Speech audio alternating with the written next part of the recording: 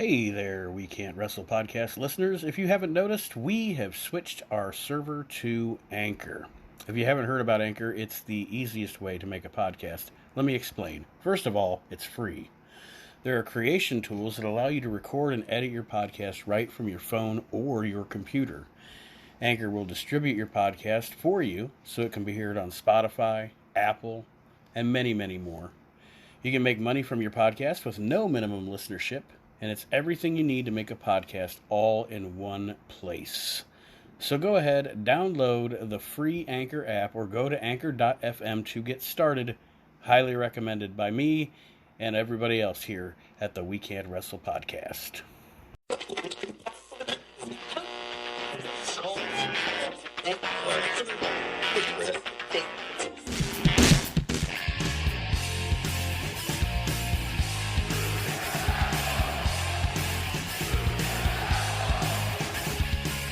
You're listening to the We Can't Wrestle podcast. Now it's time for our host, Nate Manson.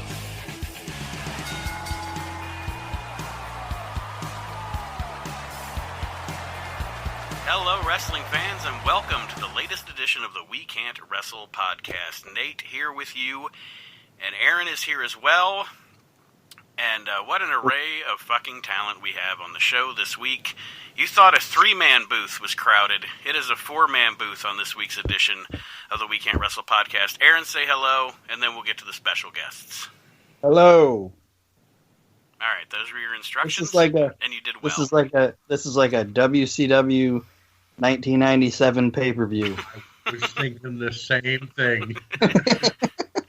First guest of the evening, you recognize him from the We Can't Wrestle live show. Chris Wood, welcome to the We Can't Wrestle podcast, your first edition of the show. Hello, thank you for having me. Yes, sir, we're glad to have you. And, of course, Welcome to the Thunderdome. Our other special guest, the one, the only, the voice of the era, Mr. Archie Mitchell. Archie, welcome back to the We Can't Wrestle podcast. It's a pleasure to have you here. Always a pleasure to be on, Nate, and it's great to be on with Aaron and with Chris as well. So, welcome to the party, pal. So Try to think of other shitty, well, not shitty movie quotes, other random movie quotes. Well, I'm only here to chew bubble gum and kick ass, and I stopped kicking ass like an hour ago, so if anybody got any gum, I'm good. I'm here to chew bubblegum and kick ass, and I'm all out of ass. Yeah.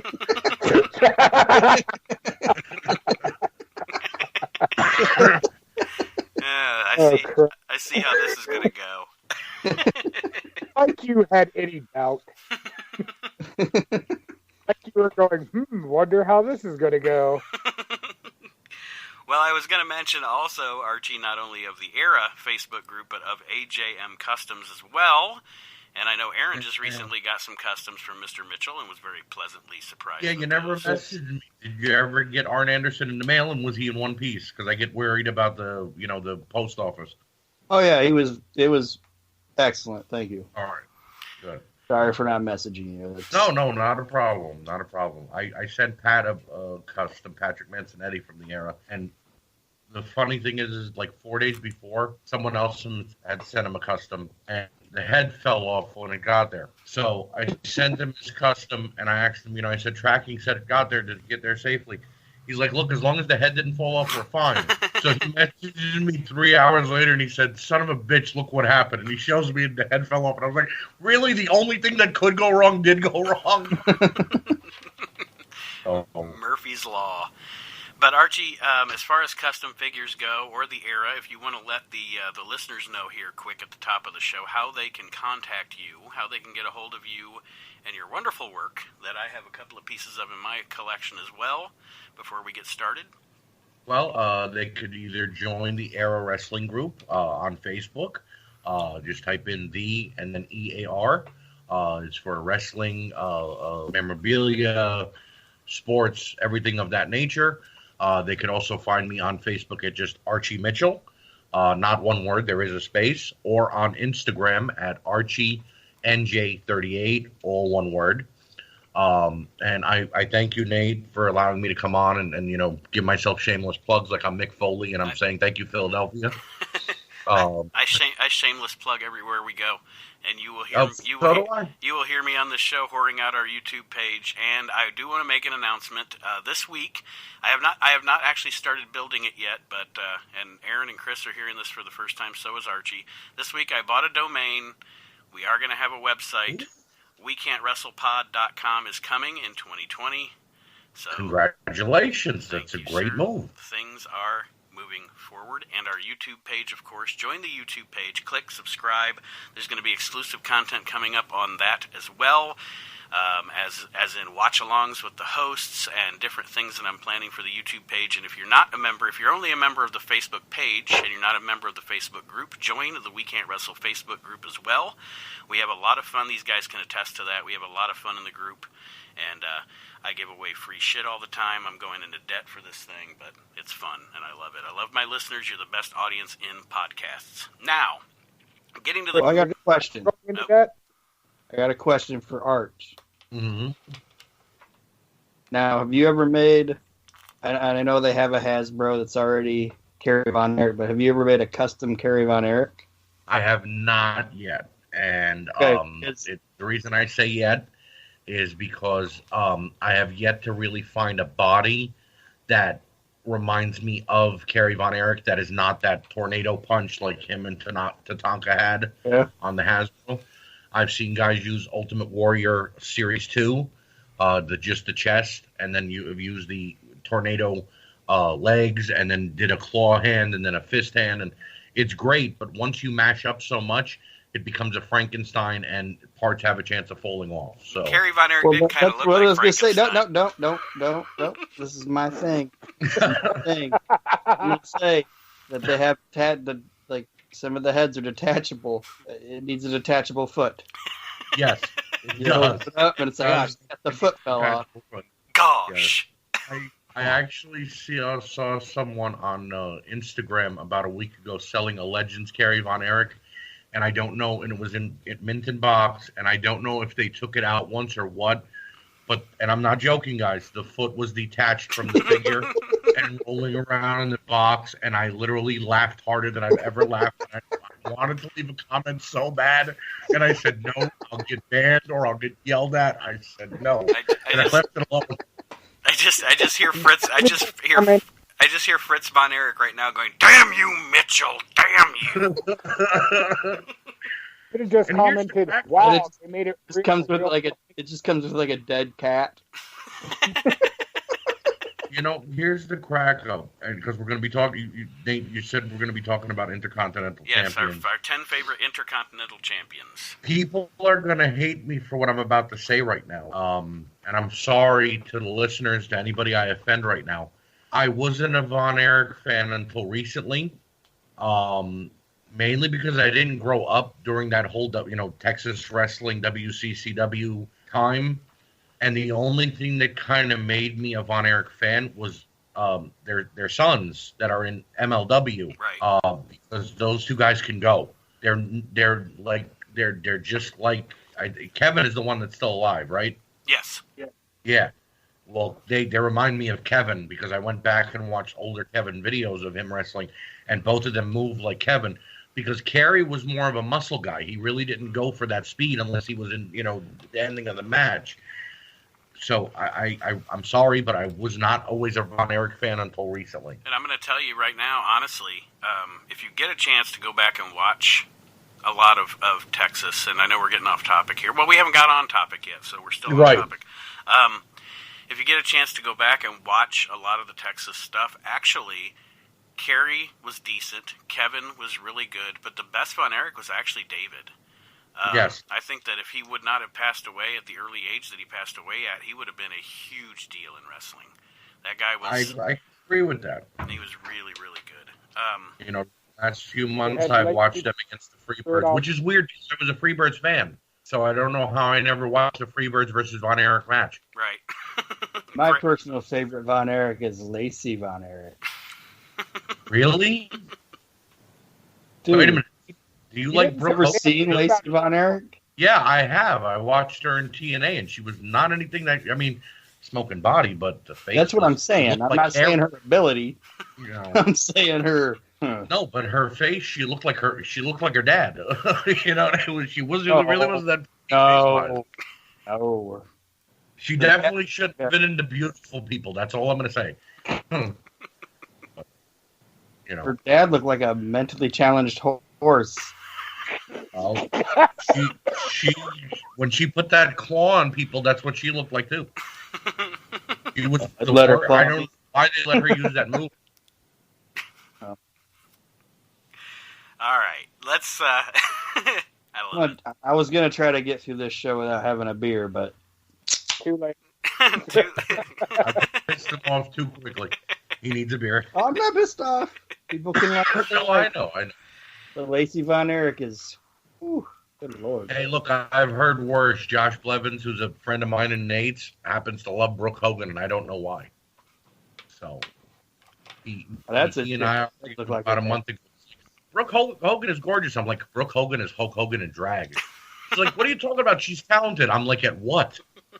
Yeah, what is she talented at? She's horrible at Her last name is yeah, I mean, damn. She's probably a slightly better driver than her brother. It's like, Yeah. She's got going for it. Oh, Too soon, but yeah, I agree. It's never That was too. like 4 years ago. It's never. Yeah, It's never too soon on the We Can't Wrestle podcast. We don't let the bodies get cold here. Yeah. no, what was too soon was that guardrail. Oofa! I love it. I heard Nick Hogan got a job at This is gonna be so bad. at Chiefs. He's got a job at Chiefs. The grocery store for those that don't live in Ohio. Yeah, he works in the produce section. I mean, because he's good at putting out vegetables. Oh, Jesus. okay. So now that we have given the listeners a Does he put that kid in a? Now that we have given the listeners a 10-minute synopsis of how this show is going to go, this week on the show... Wait a minute. Do we have any listeners left after I debunked the Von Erichs and No. you just talked about Nick Hogan? We're actually having people right now going, you've got to listen to this. So we're actually gaining listeners right now. Controversy creates cash, I guess. That's right. Yeah, Say they're what? telling everyone to listen because of the offlandish shit that we're saying right now, and then by the time everyone tunes in, we're going to be talking normal wrestling shit. They'll be like, What the fuck? Oh. You promised something good.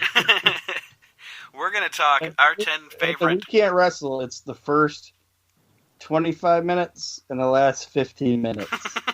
Right. The shit in between, nobody gives a fuck about my opinion. so Monday Night Raw. Oh, yeah. I thought we were talking about that Sunday. I haven't watched that shit yet. This Well, you edition... said just the beginning and the end is decent, and nobody gives a shit about the middle. So I was like, oh, so it's like Monday Night Raw. Oh, I thought you were like trying to like push the podcast into like a wrestling thing and being like, oh, let's talk about Monday Night. Sorry, I misunderstood. 10 favorite Intercontinental champions from each host this week, and we're going to round out the show by talking about, and you might be one of these people, and we're sorry. We're not really, but things that people do that make them douchebags. Nate, let me help you. We're like Maddie We're in the sorry house. that you're- We're sorry. like Maddie in the house. Sorry, Yeah. not sorry. Oh. Come on, you guys know what Maddie in the house is, don't you? Do you remember Maddie in the House from ECW? Yes. Good God. Oh, That was some bad stuff. it really was. It's tough getting through it. All right, so I'm going to let our guests of honor go first this week. We'll start with you, Chris. Who is number 10 on your list of favorite Intercontinental champions ever? I started my number 10 with who I remembered with the belt when I first started watching, and that would be Mr. Rick Rude. Rick Rude. That high up? Wow. So, Aaron, was he high on your list? Because I know Aaron's a huge Rude mark. Yes, he was on my list. He was not. Well, I didn't put him like in order. I just wrote down the 10 guys, but Rude was on my list. and Rick Rude was a fantastic Intercontinental Champion. But to me, well, let's let Chris say his. Like I said, the reason I put him at 10 is it's when I first started watching wrestling and I was young. And when you first start watching wrestling, like you're watching it, but you're not really paying attention. You know what I mean? You're just, but he's the one I remember as the Intercontinental Champion just because it was fucking Rick Rude. And he actually posing the attitude, the Intercontinental title on his tights. Rude, Hogan, Savage, DiBiase. That is rare air. And when I say rare air, that is the four guys that could get a good match out of the Ultimate Warrior. Okay, I could agree with that. So, Aaron, what were you going to say about Rick Rude? Well, see, I'm a huge Rick Rude fan. Always was, always will be. But when I think of Rick Rude, honestly, I don't think of Rick Rude as the Intercontinental Champion. Do you know what I think of Rick Rude as? I think of him as the United States Champion. I think of him as being in WCW. Because I enjoyed Rick.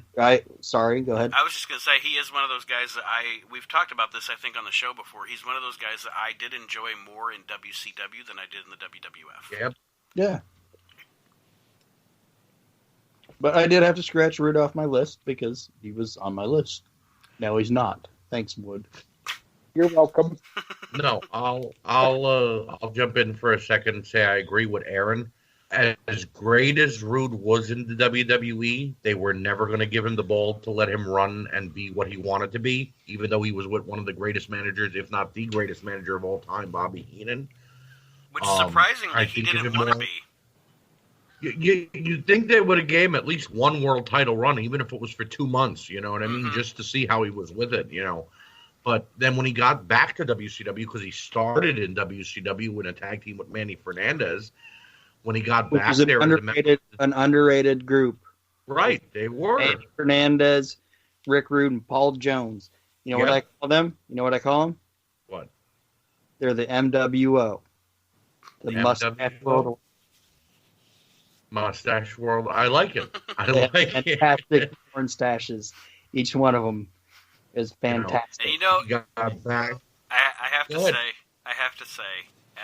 the first. I thought Aaron has said Mustache World Order quite a few times to me, and it always makes me laugh. However, the last time he said it, and I wanted to save it for a show, even though I wanted to tell him, I wanted to get his organic reaction to this. The last time he said it, all I thought was mustache, mustache, mustache. That's sorry, guys. you were having a good serious conversation there, and here I come in with my stupid joke. In all seriousness, if I can be serious for a moment, Rick Rude, when he got back to WCW with Paul Heyman, and he debuted as the Halloween Havoc Phantom, and then destroyed Sting and immediately won the United States title. And then they even attempted to put the world title on him, but then they called it the WCW International World Heavyweight title. That was the defining moment of his career. He ran WCW. And while Flair wasn't there and all the other heels were kind of, small time, Rick Rude was making it, in the big time. And had he not got injured, I think he had another 10 years in him and might have ended up back in the WWE to get a world title shot by then. And he also, his feud in WCW with Ricky Steamboat. Yeah. Fucking fantastic. What about his feud with Dustin Rhodes? That's a good feud. That fucking Ricky Steamboat feud, there's some hardcore shit in there. Like when he bashes him with that chair.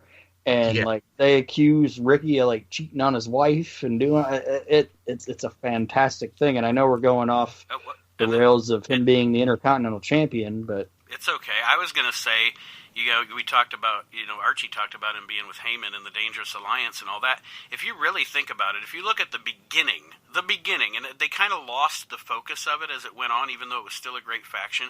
If you look at the beginning of the Dangerous Alliance, it is actually the NWO before the NWO.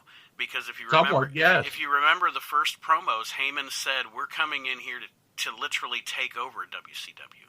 Yeah, he talked about how he had investors and they were coming in to take over WCW. So it was kind of a what do I want to say, a trailblazer, really. Yeah, and it was cool that he was with Heyman, and they were good together. But like a lot of people discount Rude and Medusa being together. Mm-hmm. See, that's a good point. Medusa was kind of his manager, and Heyman was his advisor because Heyman wasn't always at ringside. Yeah, and even after Heyman had like the beef with Medusa and was like calling her a bitch and this, that, and the other thing and all that, like Rude stayed out of it, but Medusa was still with him. You know what I mean? Like it was it was kind of a cool thing because Rude was like, well, Heyman's my financial advisor or whatever, but Medusa's my girl. They're feuding, but he's still with both of them, and he's just like staying out of that shit. It was good stuff. They were all heels, but yet you could see like maybe they were trying to tease one of them going face, but not really. And then they just decided to leave Rude heel. There's no reason for him to be a face. Yeah, 92 WCW is underrated. It is, but that's because they weren't really. I mean, I just watched a thing on YouTube recently that the WCW executive or the TBS executives weren't really caring about WCW enough until Bischoff took over. So at that point, it didn't matter how great they were making the product. They weren't going to give them any more time or another show or anything. So it is underrated because TBS wanted it to be underrated. Yeah. Look what you did, Chris. Good pull on Rick Rude. Well, the thing is, like I said, me growing up, I was never really WCW because I watched it with my stepsister's dad, and he watched WWF, and that's what I always watched. So I didn't really know anything about WCW until late.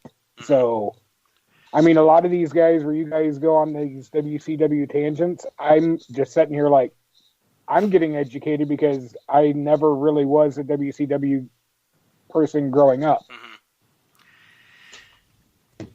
And it's worth going back and watching, especially, I think my favorite WCW isn't the Nitro era. It's actually from probably 92, well, 91, 92, 93.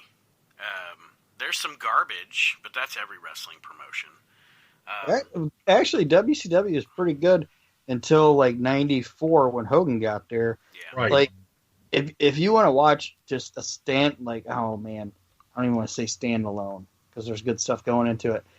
Like, to me, the like apex of WCW is being its own thing. I shouldn't say own thing, like being different within the WWF, like being a different presentation. The last great WCW thing is Spring Stampede 1994. That's when WCW ended for me. What was the main event of that? Because I can remember what the whole card. The main event of that was Ric Flair and Ricky Steamboat. Yes, when they reignited their feud from the 80s. Yes, yeah. Wow. And like, it's just a fantastic pay-per-view. And if you just want to watch a standalone WCW pay-per-view, go watch Spring Stampede 1994. It's interesting that you say that because I just recently was watching a lot of older WCW, and Flair was again playing that heel face, and when Steamboat came back, he was still trying to be a face, but Steamboat brought so much out of him because their matches were unbelievable no matter when they fought, that Flair had to be the heel because the fans were cheering for Ricky so much. Yeah. So, yeah, that is definitely an incredible pay-per-view. Yeah, because like you said, it was the pre-Hogan, you know. Flair was the face coming into that because Aaron said the Spring Stampede, and I agree that the Flair Steamboat stuff was great. But to me, if we're talking old WCW, like I think of Starrcade '93 with the Vader Flair main event. And, that's good stuff. Flair coming back. Flair came back and took the belt off Vader. Yeah, I mean, I'm not saying that wasn't good. I'm just saying, to me, that's the end of WCW being Well, Like last hurrah. Yeah, that's the Bischoff era comes in. He brings in Hogan, and then we get the Dungeon of Doom, which was like so good. Like WCW was the wrestling show, and Right. WWF was the sports entertainment show, and then Bischoff gets in there, does whatever he does, whatever, and then it just becomes sports entertainment all across the board. And cartoony sports entertainment. They were built doing some cartoony BS stuff between like Hogan in the Dungeon of Doom, and he's like, "The water's boiling, but it's not hot." Right. Fuck off. Throwing the Giant off of a 4-story building, but he walks back to the ring perfectly, like nothing ever happened. How was he not arrested for manslaughter? Yeah. And 2, how did the Giant just... Like, I didn't see him bounce back up from that gigantic fucking trampoline. What is going on here? Bobby Heenan said that Giant should have had a fish in his singlet.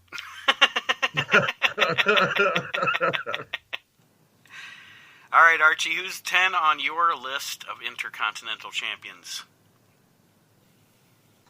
He's a little high, but it's mainly because he grew out of the Intercontinental title, and then the WWE just continued to put it on him. Sorry. I'm going to have to say Chris Jericho. All right, and Jericho said 9 or 10 title reigns. Too. He was on my list. 9 or 10 title reigns, but I mean, in between, he was World Heavyweight Champion, Undisputed Champion, World Tag Team Champion, Undisputed World Tag Team Champion. Like, he didn't have to be the Intercontinental title holder anymore, but they were like, you know what? We need a great mid-card guy. Put it on Jericho. Yeah. You know? Who's going to have the reason I laughed was because Arch was like, he was a little high. I'm like, well, Jake was never the Intercontinental. And you leave Jake alone. He's back in AEW, and he might get high again. I don't know. That's usually he what said happens. High, and I thought he was going to say RVD. So that's oh God. That's usually what happens when Jake gets a little bit of money. So I bet when Jake walked in the locker room of AEW and he saw Orange Cassidy, he was like, I bet that guy's dealing. You mean they let the dealer backstage now? Damn. I've been missing out. No, I'm more worried about Jake being back, not because of him getting money, being around the boys again and being around all the wrestlers and probably getting anxiety and then just thinking, wow, I could really use some drugs right now and just running off, you know. So Jericho, yes, Jericho was on my list as well, because I think that especially during, say, the Attitude Era or the late Attitude Era, the early 2000s, when titles kind of got to a point where they lacked meaning, right. Jericho carried that title with pride, and you believed that he was the best in the world because he was the Intercontinental Champion. And to what you said, Archie, let's go back and put the title on Jericho because we have some younger guys, and the Intercontinental title is the stepping stone to the world title. And why not have Jericho, one of the best workers in the world, work with these guys? One of my favorite Intercontinental title matches ever is, and it's literally a throwaway pay-per-view. The rest of the pay-per-view is kind of garbage, but watch Jericho and Shelton Benjamin at Taboo Tuesday. Oh, yeah. In 2004. One of my favorite IC title matches ever. You know, Shelton used to kill it against anybody. I mean, Shawn Michaels, Y2J, it didn't matter who he was fighting. Mm-hmm. So, I mean, as long as they brought the best out in him, he'd bring the best out in them. Exactly. But, see, this is my only problem and why I'm putting Jericho so high. Whenever he would get back the Intercontinental title and they'd have him at a point where he could start working with younger talent, it would be, hey, let's let him feud with Rey Mysterio again. And it was like, why? Yeah. Why? Mysterio doesn't need the Intercontinental title right now. That's good shit, pal. Right. Exactly. Aaron, Chris, any thoughts on Jericho? I had him on my list. Like, one of his matches when for the belt involved was him and Benoit with the ladder. Yeah. That's a SummerSlam, I believe. I think it's Summer. That wall of Jericho across the top of the ladder. Yeah. That looked painful as hell. I think it's SummerSlam 2000, I believe that match was. But yes, absolutely. Aaron? Well, I mean, Jericho, in my opinion, was like, it's not the same thing, but it's kind of the same thing. He was the Intercontinental Champion in that era, and it worked because he was like the 80s, early 90s. It was like, this is the wrestler on your show. Right. And so he was the like Kurt Hennig, Bret Hart of like the Attitude Era, at least the Attitude Era when he came in. Right. Yeah. That he's gonna, no matter who you put Chris Jericho in the ring with, chances are he's gonna get something fucking out of him. Especially and he's gonna have a goddamn good match. And it doesn't even need to be a match that has any story to it, you know. Right. And I know he had stories and shit, but you could put Chris Jericho in there with anybody, and he's going to have a good fucking match. And that's what the Intercontinental Championship is supposed to be, in my opinion. Still proven that to this day in AEW, he had a match with Jungle Boy that went 20 minutes, and he made that kid look like gold. And Jungle Boy's great, but he's still young. But he made that kid look like he was a main eventer. Yeah. You know, and he's built like Adrian Adonis now, and he's still out there. Fucking great match. My wife looked at the screen and said, "Why did Jericho get so fat?" I'm like, "Honey, he's 50. She's like, he's still a wrestler. He works out." I'm like, "I don't know what to tell you." He don't work out. No.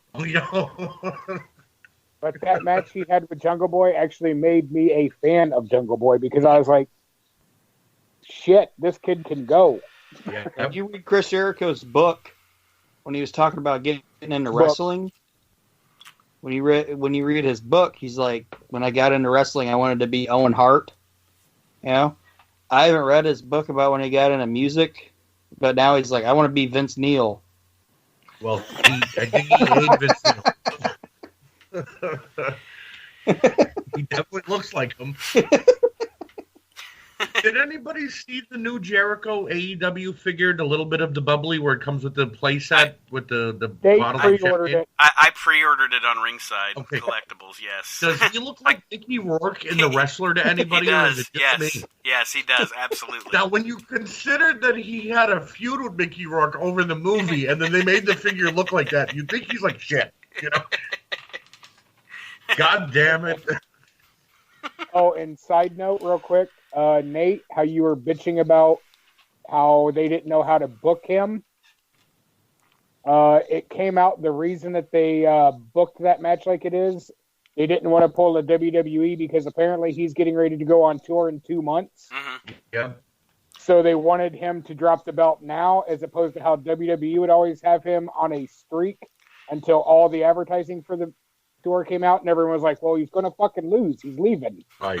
So they had him drop the belt now. I didn't expect him to lose to Moxley. I thought it was going to be at least a 2-3 month feud. And it still is, but it's not, I didn't expect Moxley to win that soon. Right. But that's I don't why, hate it, they didn't want it obvious. Well, then that's good. Maybe they're doing something different than Vince is, because Vince, I didn't think Goldberg was going to win the title, but I certainly wasn't happy about it. Ratings, pal. Yes, some ratings. Roman Reigns versus Goldberg. Whoop-de-doo. No world title and no universal title at the Elimination Chamber. Woo! How did Tony Schiavone say it during Nitro? That'll put some butts in the seat. It's a popcorn fart. Aaron, who's number 10 on your list? Number 10 on my list is a guy that I'm going to mention because he didn't have a great Intercontinental title reign, but he's a sentimental favorite. All right. It's Roddy Piper. Good addition.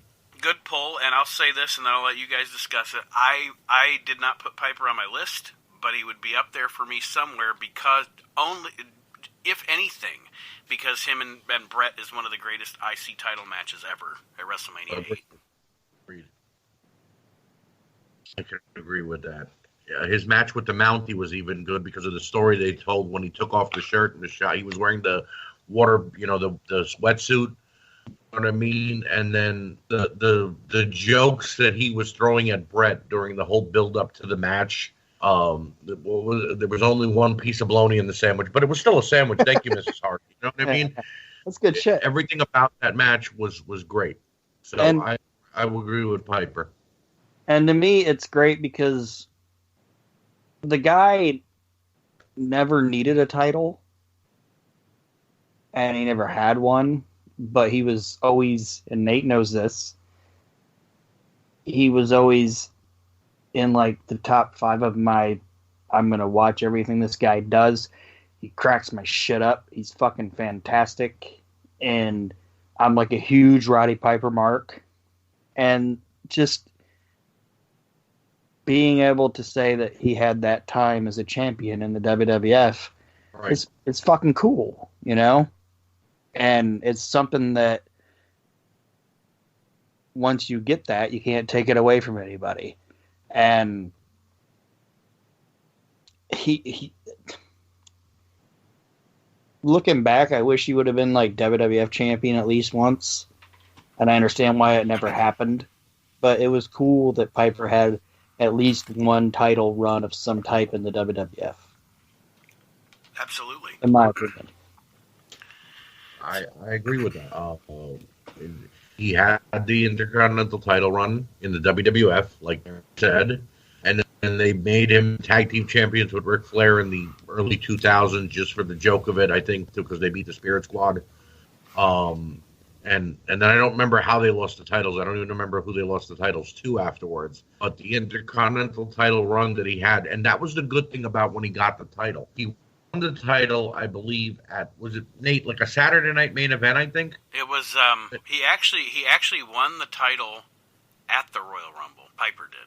Okay, yeah, at the Royal Rumble. Because the same Rumble Flair went post to post. Yes, because then the big shtick during the Royal Rumble was Piper could walk out of the show as a dual champion, which would have been awesome to see. And then he had a 3 or 4 month reign because the Rumble to Mania now there was no in between pay-per-view. So even though he was defending the title, it was on Superstars or Sunday Morning's Challenge or whatever. And they weren't going to take the title off of him there. Mm-hmm. So he got a good reign with it. It wasn't just a, hey, you're the champion, but guess what? You're losing it in 3 weeks because Elimination Chamber is coming up like they do now. Yes, absolutely. Number 10 on my list is going to be a bit controversial, maybe. I don't know. Somebody might agree with me. Or you might all go tell me to fuck myself and put that on the douchebag list. But I'm going to tell you that anyway, so don't worry about it.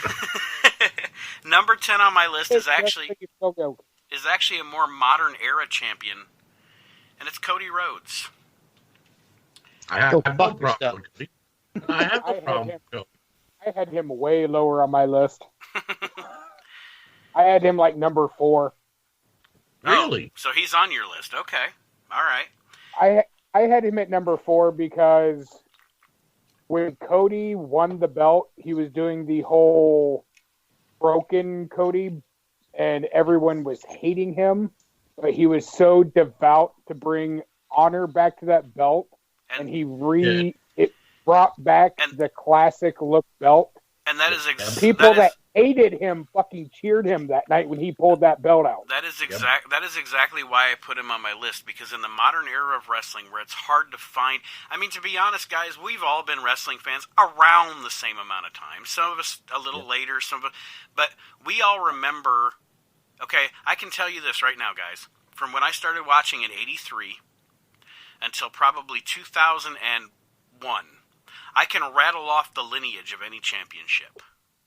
Yep. And then you get into the modern era of wrestling. I don't know who was fucking. Sometimes I don't know who the Intercontinental Champion is. Sometimes last week, right? Because they you don't have to question who the champion is. Yeah, they don't make it feel important. And in this, that's why I put Cody in this era, because in this era, his character made that title feel important, and one of the best, to me, honestly, one of the best angles in like probably the past decade in wrestling was him and Show going into Mania for Show to win the Intercontinental title. They did such a good job with that. And they don't do that anymore. They don't capture my imagination hardly anymore. That's what I was to say. I couldn't put Cody on my list because I don't know who Cody beat for it. Actually, he beat Ezekiel Jackson. Yes. But I had to Wikipedia that shit, so... I don't know who Cody lost it to. He lost it to the Big Show at WrestleMania. Was that the stupid fucking match where it was like a tables match and Big Show stepped on the table and lost? No. That's what I remember. That was the match. That's how Big Show lost the belt. Yeah, that was the match. The match where Big Show won it was Cody being a heel in perfection in their angle because it was built up that Show wanted to get that. He'd always been a loser at WrestleMania. And then he gets his shot at Cody at WrestleMania and beats Cody for the title at WrestleMania. This is where I'll tell you to go fuck yourself, Nate. Because here's where I have a problem with this. See, I agree with That's only smoke and mirrors. Go ahead, George. I see what you did there. My problem with that was okay, great. We're going to give the Big Show his WrestleMania moment. Did it have to be against Cody, though? I mean, he was coming up and doing something without the legacy, without anybody in his corner. You know what I mean? They threw him in the tag team with Drew McIntyre, which went nowhere. Right. Then he got the Intercontinental title, lost it to Show, and then what did he do after that? Oh, we're going to put you with Damian Sandow. Yeah. So you gave Big Show his moment. And we're going to completely capitalize on the fact that you grew a really awkward porn stash. Right. I didn't say... Now, hold on, guys. I said Intercontinental Champion afterwards. We ain't talking about that shit. No. But I'm saying that they did not have... They should not have shit on his title reign after that just to give the Big Show a WrestleMania moment. Because guess what? Big Show has had WrestleMania moments, but it was on the losing end. He lost to Floyd Mayweather. He lost to John Cena and JBL and to The Undertaker. You didn't have to shit on Cody Rhodes to get to the Big Show's WrestleMania moment, which the Big Show winning the Intercontinental title didn't really impress me. Right, you know what I mean? And I, it's actually, I will go fuck myself because I say that because I agree with you on that part of it. I guess my biggest point was I thought that Cody did a great job. He did, and he should have been rewarded by beating the Show like a chicken shit heel and running out with the title and holding it 5 more months. And you're right. Till he lost to somebody with credibility. But you also got to keep in mind, what's his name? Rhodes. He's a son Not of... anymore. He's a son of Dream Baby. Yeah. So, Chris, who is number 9 on your list? Number 9 on my list was Owen Hart. Ooh. I didn't have Owen on my list, but good pull. Owen What? Hart. Nope, I had him on mine. I didn't. I didn't have Owen on my list either. No. I had him, I'll be honest, I had him real high up. I had him at number 2 on my list. Okay. So, Chris, why Owen? And then Archie? And then Aaron and I can eat some crow. It's going to sound really bad, but for me, I put Owen on there because for some reason they never hold the trigger and let that man step out of the shadow. Mm-hmm. And that's the best shot he got, and he did everything he could with it. No doubt. He took it and he ran as best as he could. That's why I put him on the list. And because Vince would never pull the trigger. He would never showcase Owen like he showcased Brett. Right. And once he got the shot, he ran with it. Absolutely. I could agree with that, with what Chris just said. Owen, when he was given the ball, Owen was like a running back that got to get them to just at the 4-yard line, but didn't get to go in for the touchdown. And, it was like, okay, you get to run the ball, kid, but you ain't scoring tonight. Oh, okay, coach, no problem. And it was because Owen was a team player that he would do it. And to go back to what Chris said, he never spotlighted Owen the way he did Brett. And it kind of makes you wonder that whole storyline where Owen would say, Mom and Dad loved Brett best, if maybe he was really saying Vince loved Brett best, because there was never any proof that, Helen and Stu Hart didn't love all their kids the same. You know what I mean? Yeah, it was. So it was like they were playing off that Vince didn't want to give Owen the right shot. Owen as the Intercontinental Champion, or any champion when he was in the WWE, always made a title look special, like you said with Cody. Even with Yokozuna at his heaviest, he made those tag titles look awesome. Yes. Matches with Steve Austin for the title when he broke Austin's neck. He still did business and let Austin roll him up and take the title from him. Matches with a Young Rock, matches with Shawn Michaels, matches with anybody, even Diesel. He made Kevin Nash, who could have broke his big toe by taking one step, look credible. More credible than Bret ever did. He fucking dropped it to Holly. He dropped it to Bob. Right. And I don't want to interrupt anybody. Sorry. No, go ahead. I didn't put Owen on my list because I'm not discounting what Owen Hart was. Okay? Because in a lot of ways, Owen was better than Bret. I agree. I was going to say the same thing. Thank you. I agree. You're welcome. But Owen was better than a lot of people between the ropes. But a lot of what you guys are saying about Owen, I think, is transplanted into like kind of what I was saying about Roddy. Like, feel he didn't need the title? He didn't. Well, the fact that he wasn't looked at as the guy that could, like how Archie said, could get the ball into the end zone. But how do you know that unless you let him have a shot with it? Yeah, you know, that's but he's the guy that can get you there. But I think the difference this guy's like Vince McMahon looked at like a Roddy Piper as this is the guy that can help get Hogan down the field, but we're going to let Hogan spike the ball. You know what I mean? And that's a lot of what it was like with Owen. And I might be talking stupid. I don't know. But no, I honestly agree with you, but I think where it differentiates between Owen and Roddy didn't have that DNA link sibling monkey on his back like Owen did. Yeah. And Roddy honestly didn't need the belt because he also didn't have to try to fucking bust his ass even more to outshine someone that got the spotlight. Right. Well, I know that. I'm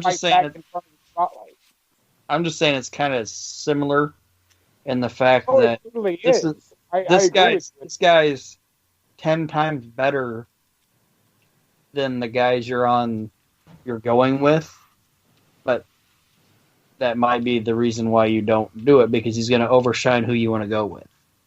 Yeah, but see, this is, and I agree with you, Aaron. You actually spoke greatly when you said what you said. Yes, you don't want to put someone at the highest caliber at the championship spot, because then who will ever beat them and dethrone them? But that's where the storytelling comes in. Like, for instance, Brock Lesnar right now in modern era is the unbeatable beast, unless your name is Seth Rollins. They're building Drew McIntyre to be the guy that will destroy Brock Lesnar and making him credible. Had they built Owen to be the world heavyweight champion, and then let's say 3 years after he was, a year after into his title run, here comes Chris Jericho into the company, or The Rock, or Stone Cold, and you build them up to be that, underdog, when they take the title off for him, it means more. As opposed to, Bret didn't have the title for 6 months, so let's let him roll up Diesel at the Royal Rumble and take the belt back. But now he's going to feud with Sid. That's why I say Owen should have been given a little bit more than just a few month run here and there with, any title. I agree. I mean, I honestly think they're going to run into the same issue with the IC title right now. Yes. And honestly, what I'm hoping for is I pray to God that with this whole handicap thing, that Sammy is the one that scores the pin. I agree with you. Because then maybe finally people will see that Sammy is an amazing fucking athlete. Well, it opens up the door to let Sammy now feud with Cesaro and Nakamura and Braun. Exactly. Because if he steals the title, then now Cesaro and Nakamura don't care for him anymore. Nakamura can go back to being a face, which was where he was excelling, and Cesaro could be the maniac wrestler like he's always wants to be the Cyborg, you know? Mm-hmm. So we all know how that's going to happen. Yeah, I think for he's some a big guy, pal. No, I know. I feel they're going to take the title off of Braun, but they're going to do something real stupid and induce a free bird rule for the Intercontinental title for a few weeks until May. Yeah. On him for the pin. Well, I think that I've started trying to get back into like making myself watch wrestling again. Okay, God, kind of a lapsed fan. But I watched a SmackDown recently, and Braun Strowman's the Intercontinental Champion right now, correct? Yep. And the Intercontinental Championship itself is fucking ugly. Yeah, they that was a swing and a miss. It was disgusting looking. I think it looks nice if it was in AEW because it fits their motif. It doesn't fit with everything else because they've cookie cut every other title. That belt looks terrible. That belt's like a chick that you like see at the club. and the lighting's a little off, and you're like, man, she looks good. Oh, and then when you're saying it, and you're like, boom chicka, boom chicka, boom chicka, and you're like, oh no. No, you're talking about you're talking about the time of the not that music. You're talking about the time of the night where somebody's playing Stroke It. That's late. Late. You're referring to what I call stripper hot. They're really, really attractive until the house lights come on and you see what they really look like. And then you're like, give me back my $1. I want my $1 back. You're like, bitch, you should have a fucking... Remember when you used to go to the arcade? Yeah, and you would have like the coin belt on, and he'd be like, cha-chink, cha-chink, like you'd give him $1. And then he'd be like, cha-chink, cha-chink, and then he'd give you a couple quarters. Like, girl, you should have one of them coin belts on. Now, the Intercontinental title is hideous. Again, after everything Cody did to bring back the original look, and then you brought that gaudy thing out and handed it to, of all people, Nakamura. You know, it was almost like they were screaming, "Look, we know you were used to be in New Japan, so we wanted to make the title look like a New Japan title, but we failed miserably. So just here. Here's some garbage."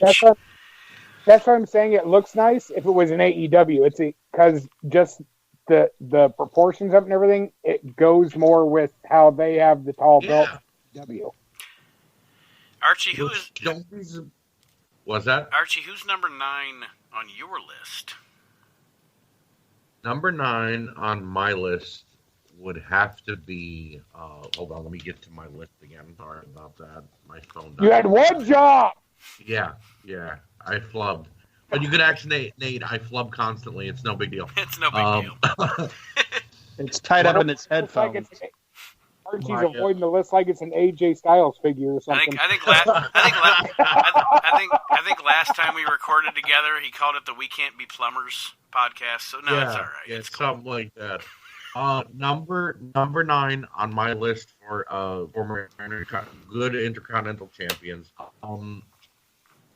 I may not like him right now because I'm not understanding the character.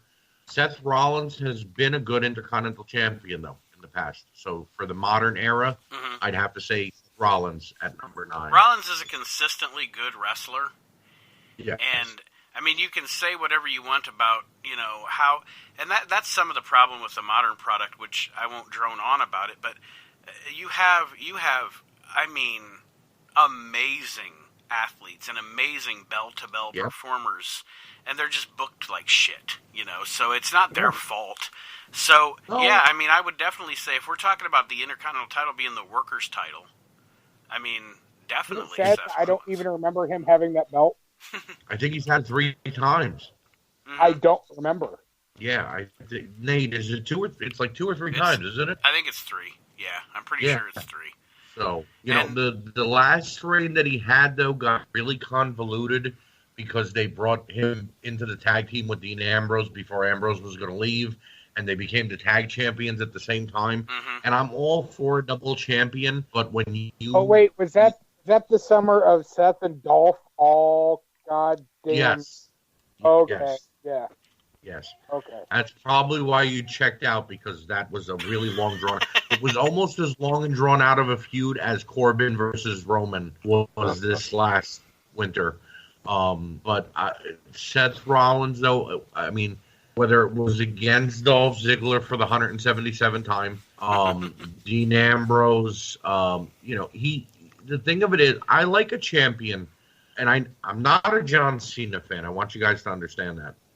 I like John Cena, the person, not the wrestler. Same. But when John Cena had the United States title and did that open challenge and brought in all the NXT guys and the younger guys to defend the title against, that was great to me, because you're showing the guys on the main roster, the fans, new talent. Seth Rollins was kind of doing that as well, but he didn't have a fancy name for it. He was letting younger guys challenge for it. And even though he won, it was a 20-minute classic. And that he reminded me a lot of like Ricky Steamboat and Macho Man Randy Savage, giving guys a chance, even though they're not going to win, they're still getting a shot at the title that they normally wouldn't be getting a shot at. Yes. So, Do you know what bugs me the most about Seth Rollins right now, though? what? Remember the Monday Night Raw where he ran that like half-show gauntlet match, and it was absolutely amazing? Yeah, it was like 58 minutes long or something like that. And now he comes out and you're like, oh, time to go take a piss. Yeah. And it's, Yeah, well, it's, that's, it's, How again, does what you that said, happen? it's Vince's booking. it's the booking. It's Vince's booking. It's the booking. But see, again, now I'm. This is the only other thing I'm going to interject about this, and then I'll let you guys talk about Seth. This is what I don't understand. You want quick matches, but you have 3 hours to cover on Monday night. Why aren't they getting 20-minute matches? I mean, you could have two 20-minute matches in an hour. Because we have to have the retarded ass, I'm going to go steal an ambulance, and I'm going to go do this. And you got to have all this backstage bullshit that still doesn't even help with any goddamn stories at all. No, you're absolutely right. It's like vegan marshmallow fluff. It's there, but it's absolutely fucking disgusting. Good point. Good point. Aaron? What? Anything What? anything on Seth Rollins, or do you want to give us your number 9? I think Seth Rollins is miscast as a motherfucker, but we'll talk about that on Sunday. The next guy on my list is a guy that I'm surprised nobody has mentioned yet. Well, we're only 2 in. I know. That's what I'm saying. I'm surprised nobody's mentioned him yet. Well, because we actually Wait a minute, because I wanted somebody. Huh? Because we actually kind of rank ours in like, ooh, you just go names.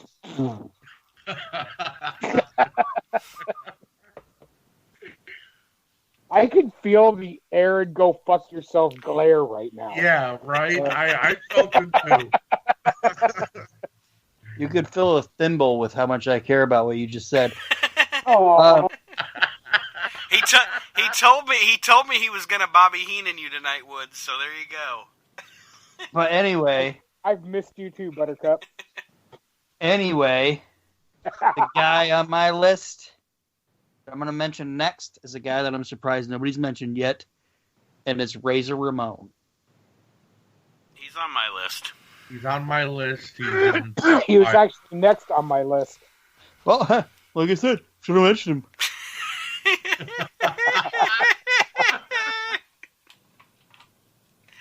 Razor Ramon, man. Maybe you shouldn't make a fucking list. Maybe you should just speak your mind and say who you feel, man. Oh, my God. Early 90s, the fucking Intercontinental title was Razor Ramon's belt. That was Scott Hall's fucking belt. It didn't look right on anybody else other than Scott Hall, in my opinion. Razor Ramon. 5 title reigns, right? I believe so, yes. Yeah. He was the first one that won it 3 times and the first one that won it 4 times. And never had a bad match. True. Like he would be the best thing about some bad pay-per-views, and it just, like I said, the belt just looked right on the guy. You know what I mean? Like, a lot of people say, "Oh, that guy was the Intercontinental Champion, but he should have been the WWF Champion." To me, like, Razor Ramon as the WWF Champion wouldn't have looked right. True. Like, does that make sense? Yeah. Like, I don't want to be talking about my ass. I don't want to be talking about my ass or whatever. But I just think that I don't think it would have looked right, but I think the fan base would have ate it up. Oh yeah, they probably would have. And if they stripped him, and I honestly think it probably. gimmick, I think it would have went over better than Nash. Probably. Well, I mean, Nash had his niche for a couple of months, and then people just grew bored of him because he wasn't really wrestling anybody capable. It was Mabel and Yokozuna was who he was challenging. So a big lumbering guy versus a big fat guy, it didn't work. But I think had they stripped the Razor Ramon gimmick from him, not completely because that was Scott Hall, and made him like more like he was in WCW, he could have won the world title in WWF. Like, let him go bare bones, and just be himself. But yes, he was a great Intercontinental Champion. I think my favorite title win of his was when, and mind you, I'm an HBK fan, when Shawn lost his smile and got beat up by the 9 guys in Syracuse and had to hand the title over to Shane Douglas at In Your House pay-per-view. And then they're like, oh, wait, you have to defend the title tonight. And then Razor Ramon walks out. You know what I mean? And after 15 or 20 minutes, beats Dean Douglas clean. And he looks at the camera and he goes, it used to be 3, now it's 4. He holds up the 4 fingers, and it was like, wow, this guy is legit. So, I agree, and a lot of people say that fucking Shawn Michaels had a match with a ladder at WrestleMania 10. It's like, no, there was another fucking guy in there. They both made that match. They made that fucking match. Both of them. Really the one at SummerSlam was just as good. Yeah. The one at SummerSlam was better. Yeah. And people talk about, like, Brett's matches with Diesel. If there's some Razor Ramon Diesel matches when Razor was Intercontinental Champion, they were really good. Well, those two guys, yeah, they knew each other backwards and front and trusted each other to do anything with one another, so they were going to let each other tee off. And Razor, Nate, we've talked about this a lot. Razor was the Intercontinental Champion in an era that the WWE doesn't like to talk about a lot. Mm-hmm. Because they weren't setting records. They weren't setting ratings on fire. They were selling out the fucking Fern Gardens or whatever that had like 2,000 people in it, if that. Like Razor was the Intercontinental Champion at the time that when you would watch Monday Night Raw, you could see the back wall of the arena or the building they were in. You know what I mean? Mm-hmm. So it's an era that gets discounted. But Scott Hall, Bret Hart, Shawn Michaels were the fucking ring generals at that time. And I think that's part of the reason that Scott doesn't get talked about enough, because he was the Intercontinental Champion in a time that company doesn't like to look fondly back on. My number 9, and then we will take our first break. And I think as the list goes on, we're gonna have a consensus. I'm just saying, I'm not wrong about Razor Ramon. No, absolutely not. No, not at all. Razor Ramon. I had him in my top 5. I'm not gonna lie to you. I had him in my top 5. He was number 6 on my list, so we were all in agreement on the back. Number 6 on your list, number 1 in your heart, Chico. Number 9 on my list is, and I have to say, it's kind of like Chris was talking about Rick Rude. Like, one of my first memories of wrestling the Intercontinental Champion was the Macho Man Randy Savage. Wow, good call. I can dig it. I had him as my number one. Okay. I had him at number 3.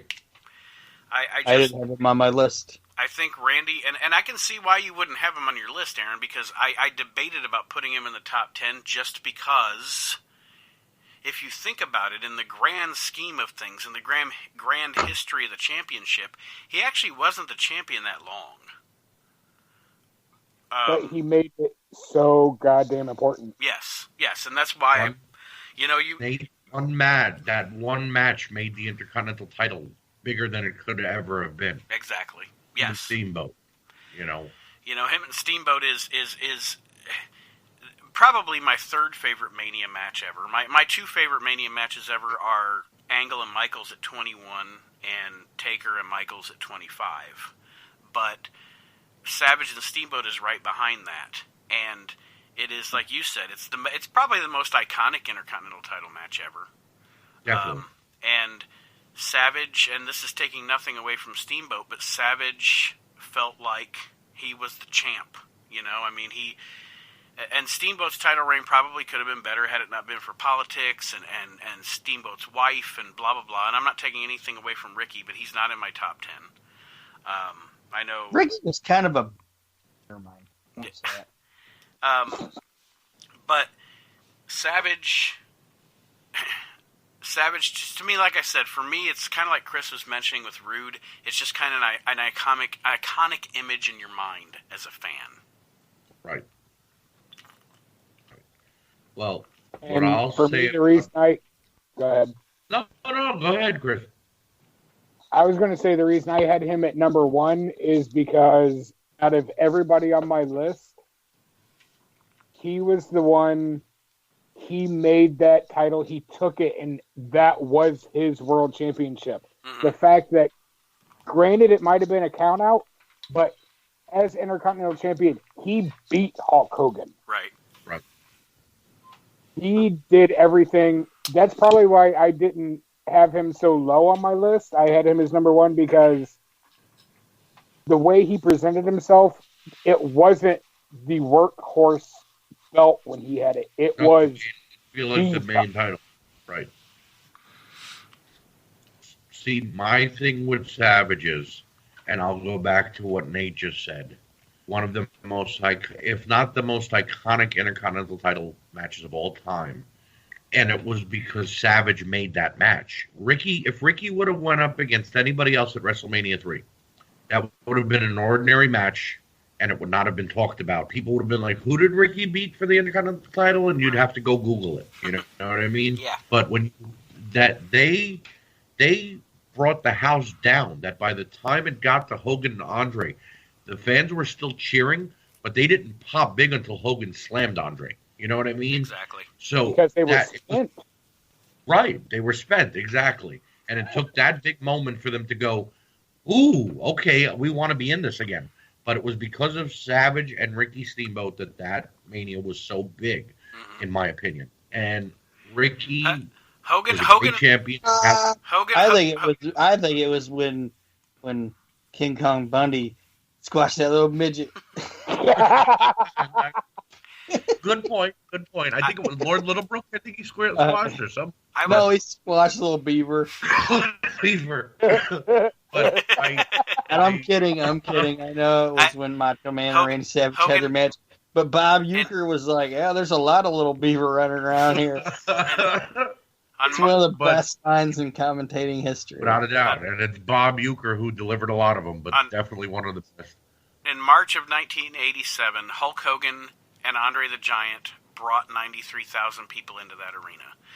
But in 2020, in March of 2020, the reason we love that pay-per-view is Steamboat and Savage. Yep. Hogan and Andre, and Bundy smashing that beaver. And Bundy smashing that beaver with Bobby watching.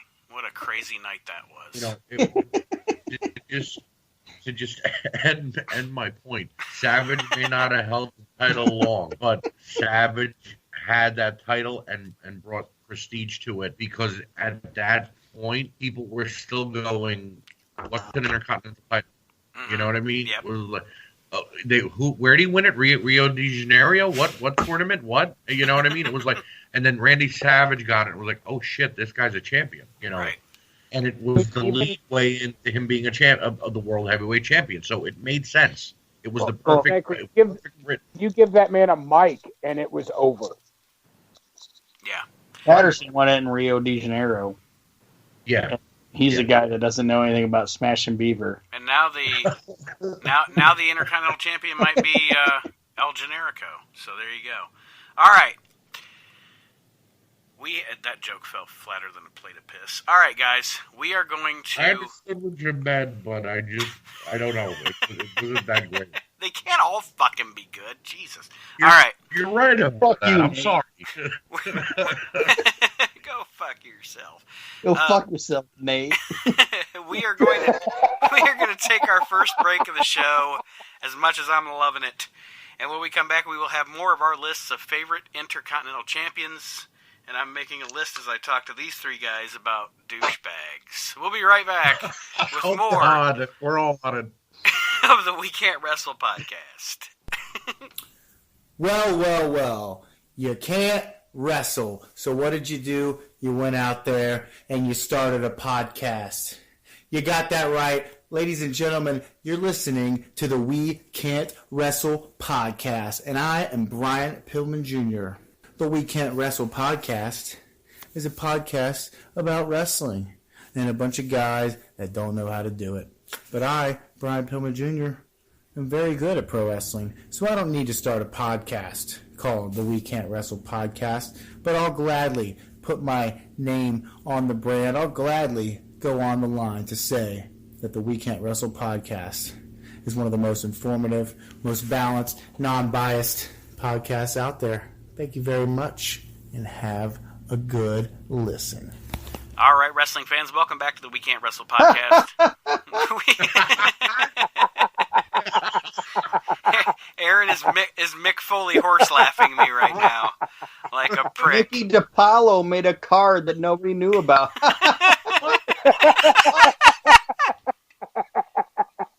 Welcome back. Welcome back to the We Can't Wrestle podcast. Sometimes it's better off the air than it is on the air.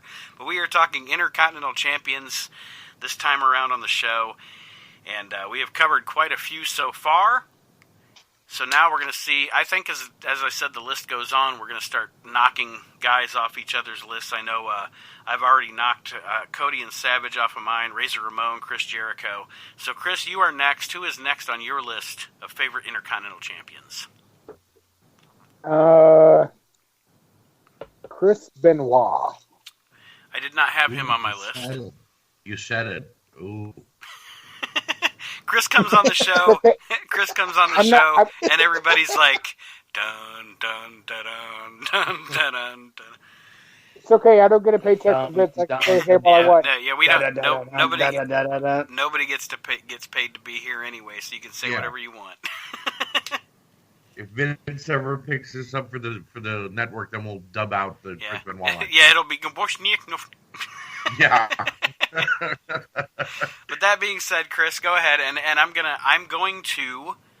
to be more in agreement than disagreement with you, because I have a position on Benoit at this point that is probably very similar to yours. But go ahead, Chris. I have him on my list because the IC title is the quote-unquote workhorse title. Mm-hmm. When he got that title, he lived up to that staple of that title. Whenever that he was going to the ring and that belt was on him, you knew whoever was going to try to take it, they better have packed a fucking lunch. Yes.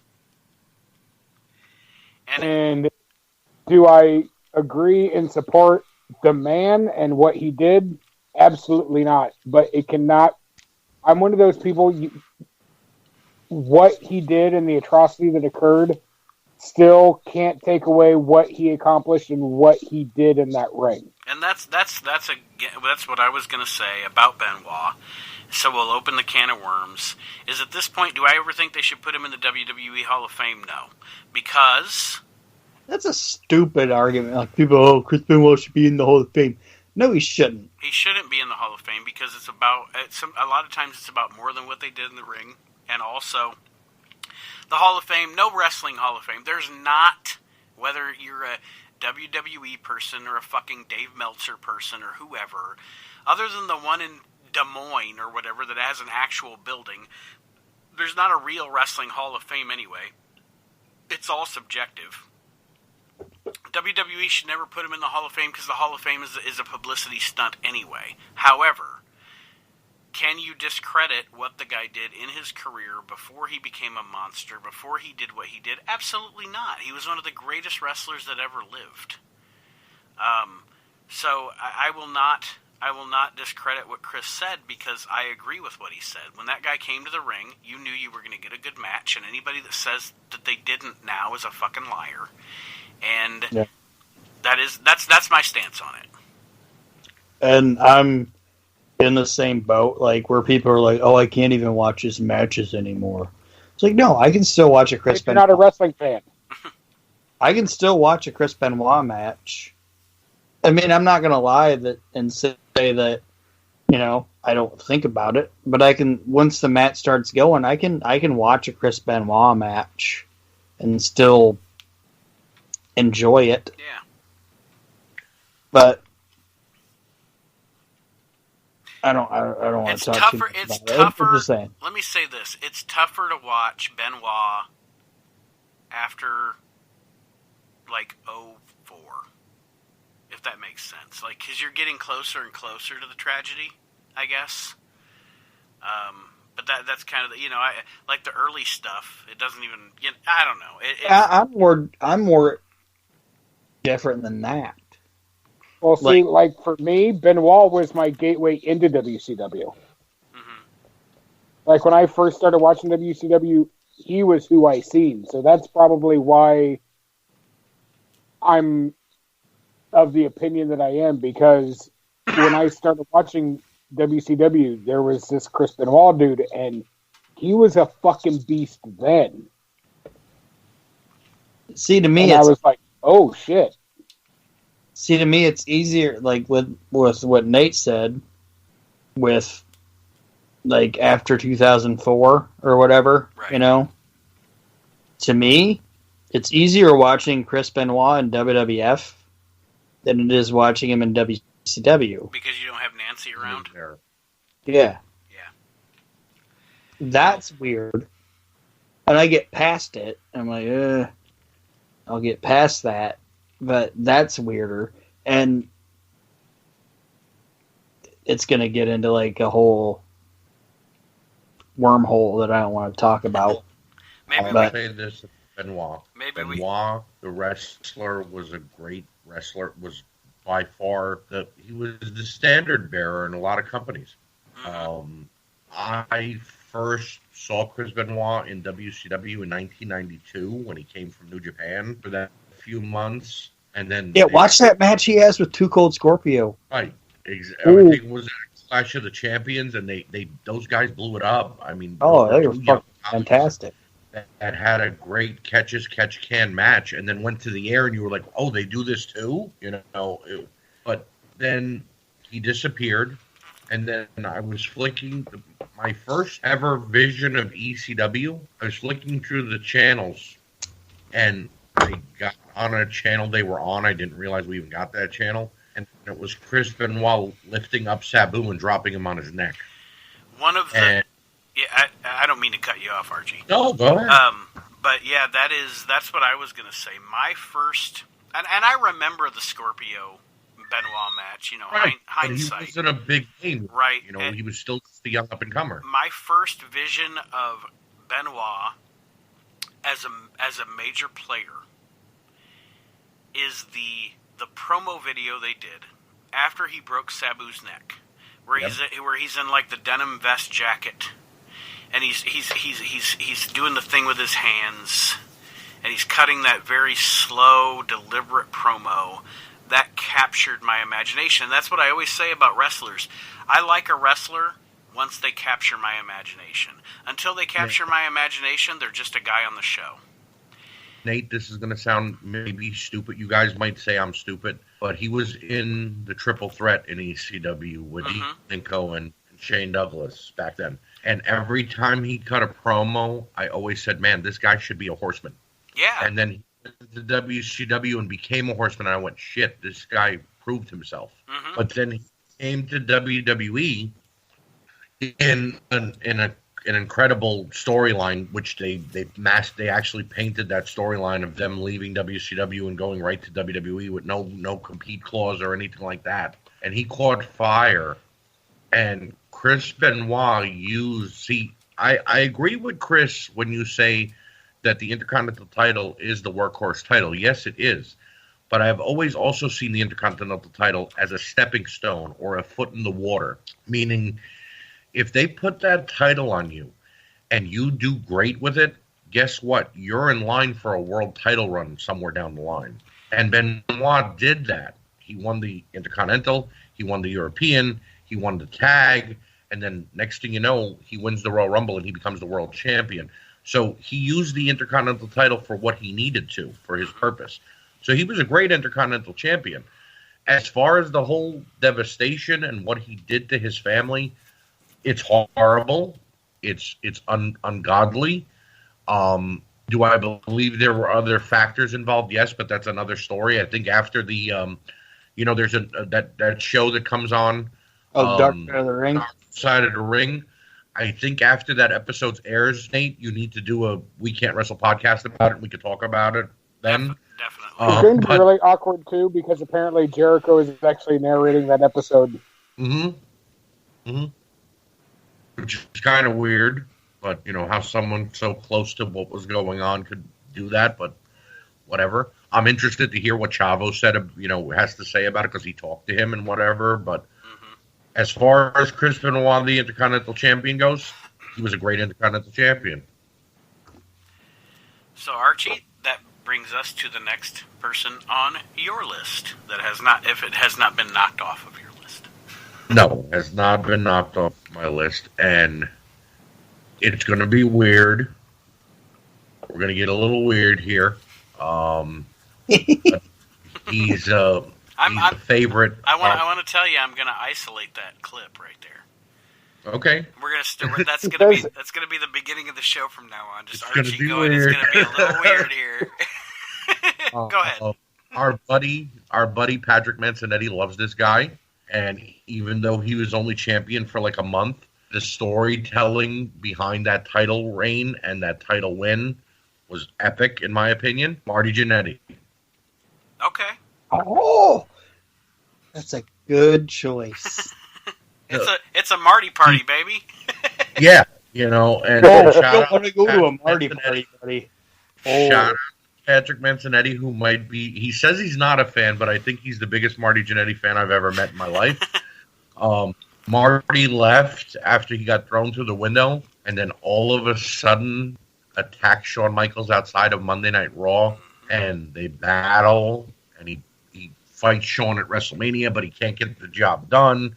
And Sherry turned on Shawn, and then all of a sudden he comes back and fights him on Raw again and wins the title with Mr. Oh, when he's wearing the hoodie? That's good shit. Yeah, they told the story for that belt more so than I've seen them recently tell a story for anything. And that even includes, Rusev and Lana. Yeah. The storytelling behind that title change was amazing. And Shawn and Marty never had a bad match. Obviously.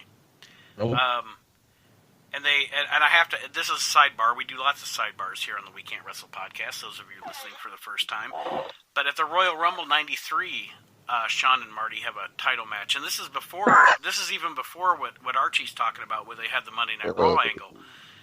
Right. One of my favorite Bobby Heenan lines is, Shawn throws Marty into the turnbuckle post with Marty's shoulder, and Bobby says, "That'll make your shirt fit funny." But anyway, he's Bobby going, they'd never break up. They'd never break up. See, I told you. I told you, Monsoon. It'd never be great. And then he throws him to the winner. He's like, "Oh, I knew he was going to do that." When he says Jannetty's a coward. He tried to jump through the window. God, as a kid watching that scene, I was in tears. The Rockers are breaking up. But as an adult, I go, Jesus Christ, that's gold.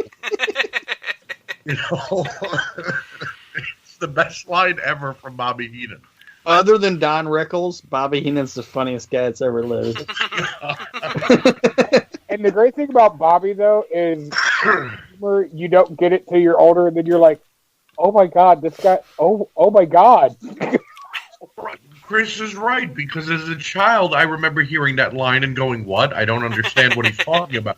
But then you fast forward 30 years later, and I go, wow, this was so great. Wait a minute. Royal Rumble. Then when Bobby goes in the Hall of Fame, and he gets up there and everybody's cheering, and they're like, oh, yay, Bobby. And he's like, thank you. You wouldn't offend me with cash. You could just leave it up here on the carpet. Or when he mentions his wife Cindy, and the crowd cheers, and he goes, oh, hold on, you haven't had the meatloaf. Yeah. Another great Bobby line is when Sherry stopped dealing with Shawn because she got hit with the mirror, and after the Marty match, she runs backstage, and you could tell he wanted to look in the camera and delivered the line because, yeah, that's right, run you skank, and I'm like, wow, he held no punches. He really was mad that she left Shawn, you know. And I'm sure Gorilla went, oh, you stop. Right.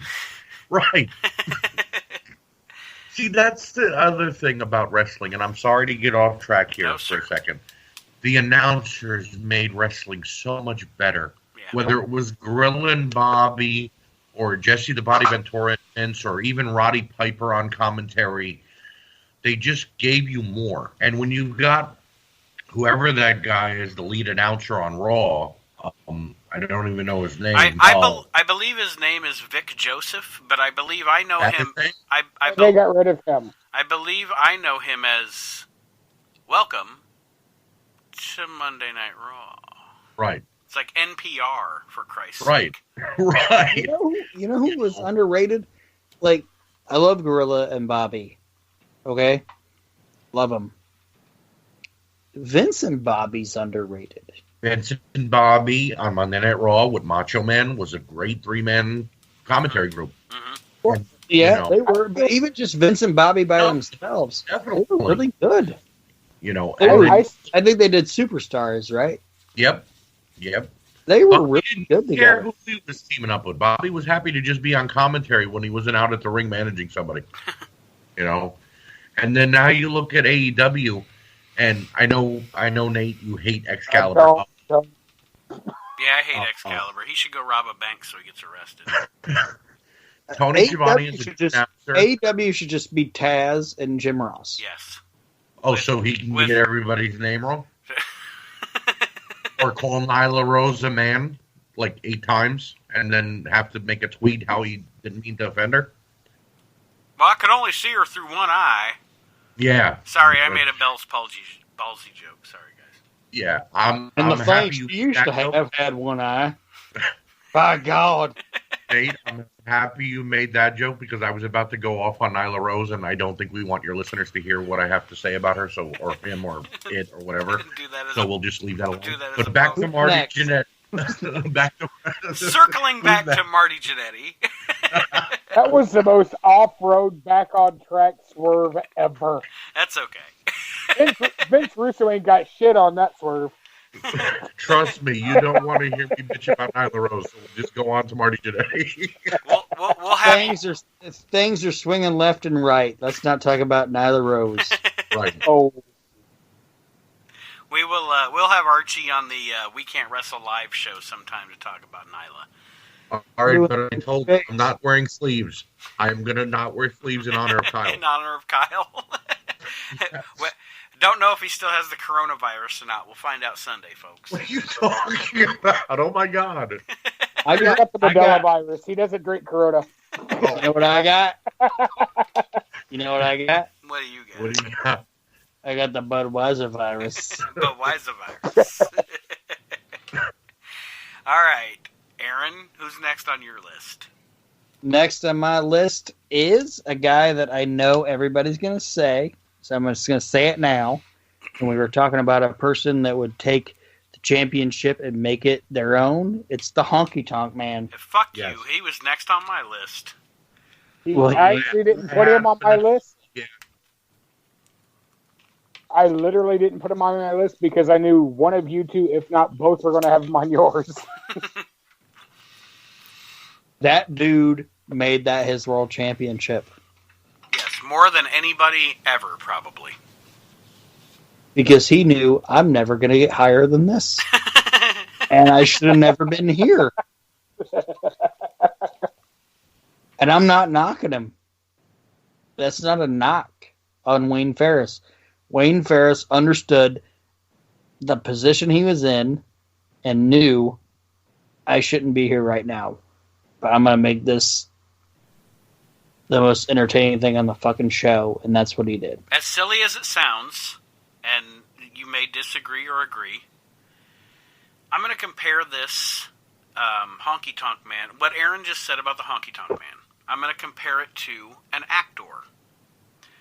Aaron and I are both students of comedy, and Aaron, tell me if you disagree, but I would say that Honky Tonk Man is Intercontinental Champion, and like you said, this is where I am, and I'm going to make the best of it. I don't have 100% the look. I don't have 100% this. I don't have 100% that, but I'm 100% me, and I'm going to make this work. Honky Tonk Man's like Fred Willard. What? Fred Willard. Nate. What the fuck? Nate. What? Go fuck yourself.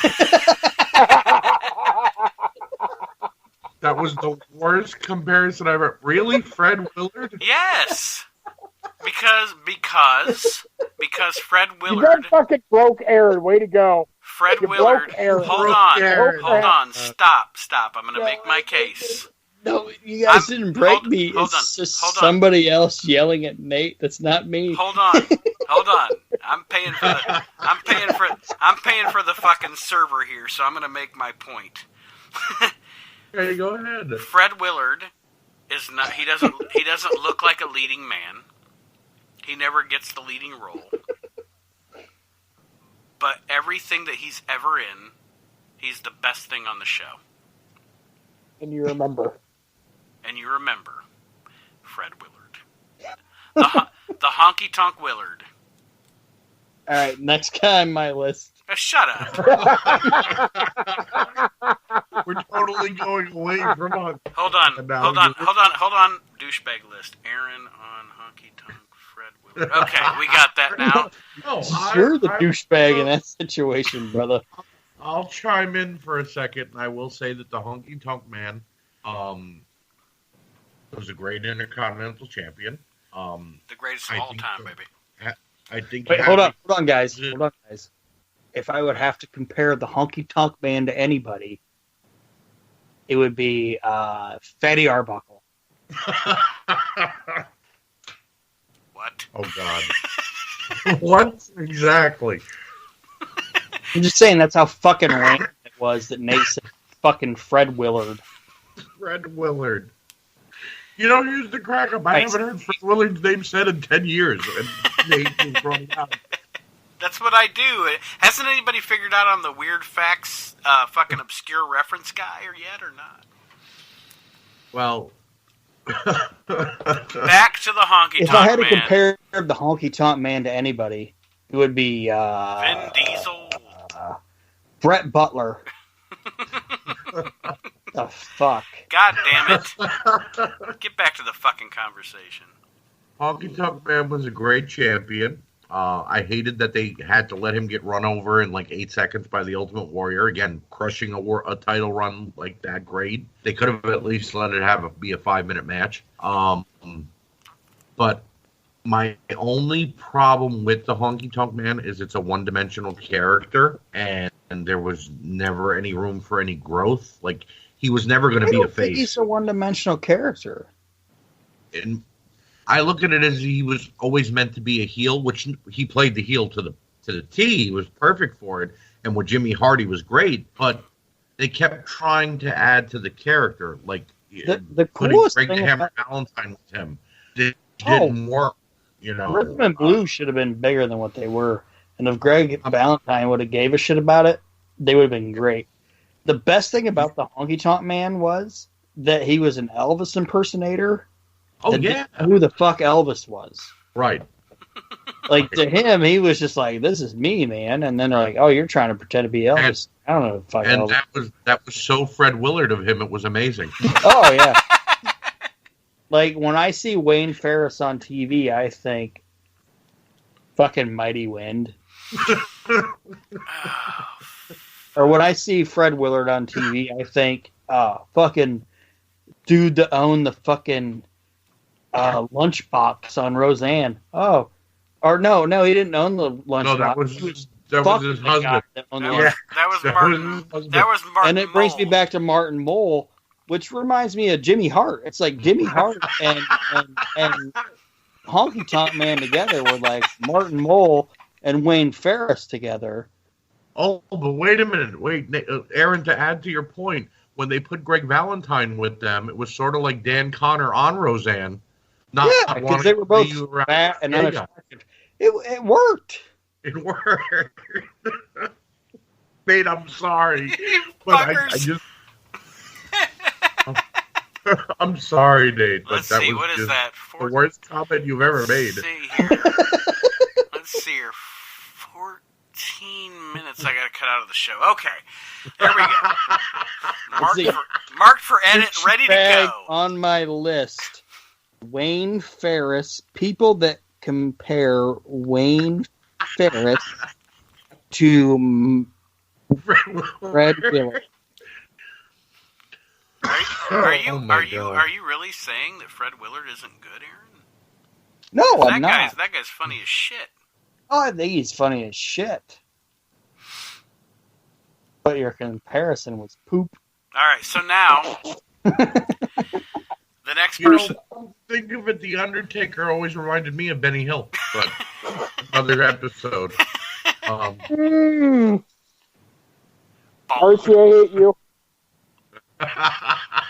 Oh, beer up the nose fucking hurts.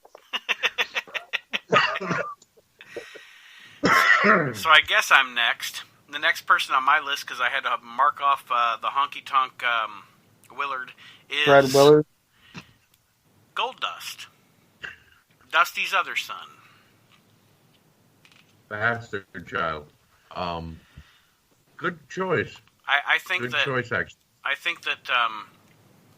You know who he always reminded me of? Oh, for Christ's sake. Roland Alexander. Oh, the fat guy from Who? Beyond the Mat? I don't fucking know. I don't even think Aaron knows who we just said. I think you just put two names together. No, Roland Alexander was actually a promoter that started Maven in the business. I'm sorry. Roland Atkinson. Mr. Bean. Mr. Bean. Bill does Okay. remind me of. So this is where we're going with the show now. We're just going to go completely off. Well, you took it off the rails, motherfucker. You said Honky Tonk Man was Fred Willard. In all fairness, I never think it was on the rails. I think we were just on really wobbly training wheels. To the audience, join us next week for Bad Wrestling Comparison. I think I might rank number one with everybody. Goldust, Intercontinental Champion. What do you think? Dustin as a character, when he became Goldust, for the first 3 weeks that they ran those vignettes, I didn't realize it was Dustin Rhodes. And honestly, I thought that it was. I remember thinking it looked cheap. When he took his hair off, I was like, what the fuck? Right. What, that wasn't his real hair? The first few weeks, it just looked really cheap. And then, once they got their groove with it, then I was like, okay, I see you. This is all right. Oh. And then by the time he became Intercontinental Champion at the Rumble in '96, I was totally into the character, and I thought that he personified You know, he did what he did what he aimed to do, and he became that character, and he made you forget about Dustin Rhodes.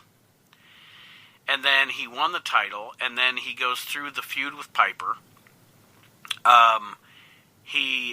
Which was, you know, people can say what they want about the cheesy, you know, the O.J. Simpson thing at WrestleMania and everything, but it was a cool feud.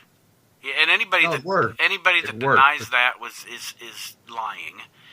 And then, you know, with the stuff with Ahmed Johnson, and I mean, I just think that first reign he had as Intercontinental Champion was some of the best stuff of, like, that mid-90s WWF, you know? It definitely gave the Attitude Era. Right. It gave the Attitude Era a different look, because before then it was just tits and ass. And now you're looking at a guy who's being openly bisexual or gay, doing these things. And what he did to Razor Ramon, driving Ramon crazy, was like, wow. What Piper and him did. And then he pushed Piper to the point where Piper had to become his old self, where he would do anything. And then against Ahmed Johnson, I literally thought Ahmed Johnson was out to kill him after he gave him mouth to mouth. I thought Ahmed Johnson. I was like, did this guy go off script? Right. He did, actually. You know, that's the rumor anyway. Yeah, because he literally uttered the word, the gay word with the F. I don't want to say it because it's a really bad word. And surprisingly, being Ahmed Johnson, you could actually understand it too. Right. Right. You know, but he said it and they didn't bleep him. Mm-hmm. And I was like, wow, is he completely off script about to kill Dustin Rhodes right now? And you're coming out of the era of the Mantar and the Goon and all this hot garbage, and then you've got this character of Goldust, and now all of a sudden he's the Intercontinental Champion, and it just, to me, it changed. That character changed wrestling even before, and I'm not in any way saying that the Goldust character had the impact that the Stone Cold Steve Austin character had. But the Goldust character, I think, was the character that helped. Yes, it made Vince see outside the box. Oh, and Austin was feuding with Goldust too, so they both played off of each other, because Austin and Rhodes have a history from WCW, and Vince knew that, so he was able to let them wrestle each other, but also let Goldust be the maniac freak that he was being. You know, so it worked. It allowed Austin to be a redneck who was beating ass, but then Goldust is trying to hit on him, but also beat his ass at the same. It played perfectly with one another. And then Austin put him in a porta potty. But yeah, I just think, like I said, during that era, Dustin did some of his best work, and he was a great. Which at the end of the angle, we realized that Goldust liked it in the can. Yeah. Yep. You know, not to bash on like every character, but that's what I do. When they stripped him of Goldust and made him Dustin Runnels. Oh God! They didn't want him to use Rhodes for some strange reason. And and I know you're talking when he was against Val, and it was the religious thing, and it was boring. It was boring, but then here was the thing: he leaves WWE. He goes back to WCW, and he bitches that they made him into Goldust, and he didn't want to be 7. So then he goes back to WWE to be Goldust again, leaves WWE again, goes to TNA this time, and bitches that he didn't want to be Goldust anymore, and becomes, what was it that he became again? Rain. Black Rain. And then now you look at him in AEW, and he's got the red face paint. It's like, dude, you love being in face paint, so just admit it. You Stop love saying Goldust. that WWE forced you to be Plus, Goldust. when he was in WCW, that 7 character could have been pretty cool. If they wouldn't have thought he was a pedophile, yes. You know, if they wouldn't have made that pedophile-looking vignette, it would have been absolutely cool, but it would have been a total Undertaker ripoff as well. So, well, I mean, how much more heat can you get than being a pedophile? But see, might have turned the company around. Who knows? This was the thing, though. This was at a time WCW had standards and practices up their butt about everything they were doing, and they knew if they let that get off the wrong way, and him. Jim Barnett was like, my boy, that's the best gimmick ever.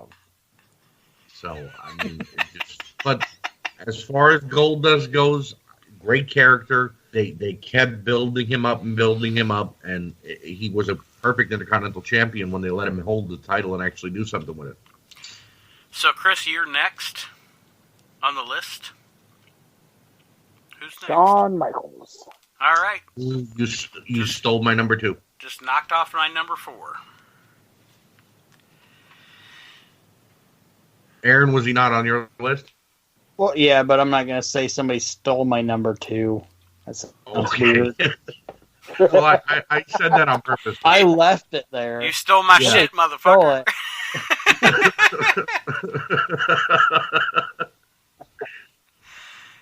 All right, let's elaborate on HBK as the Intercontinental Champion. He's on my list because previous mention, Scott Hall, Razor Ramon, the whole Shawn Razor story was just wow. Gold. It's some of my favorite wrestling memories is those two guys feuding over the Intercontinental title. Should have feuded over the world title as well, but they didn't want to let Razor stay in the company and didn't want to pay him what WCW was going to. And I will say this too. Shawn is the Intercontinental Champion.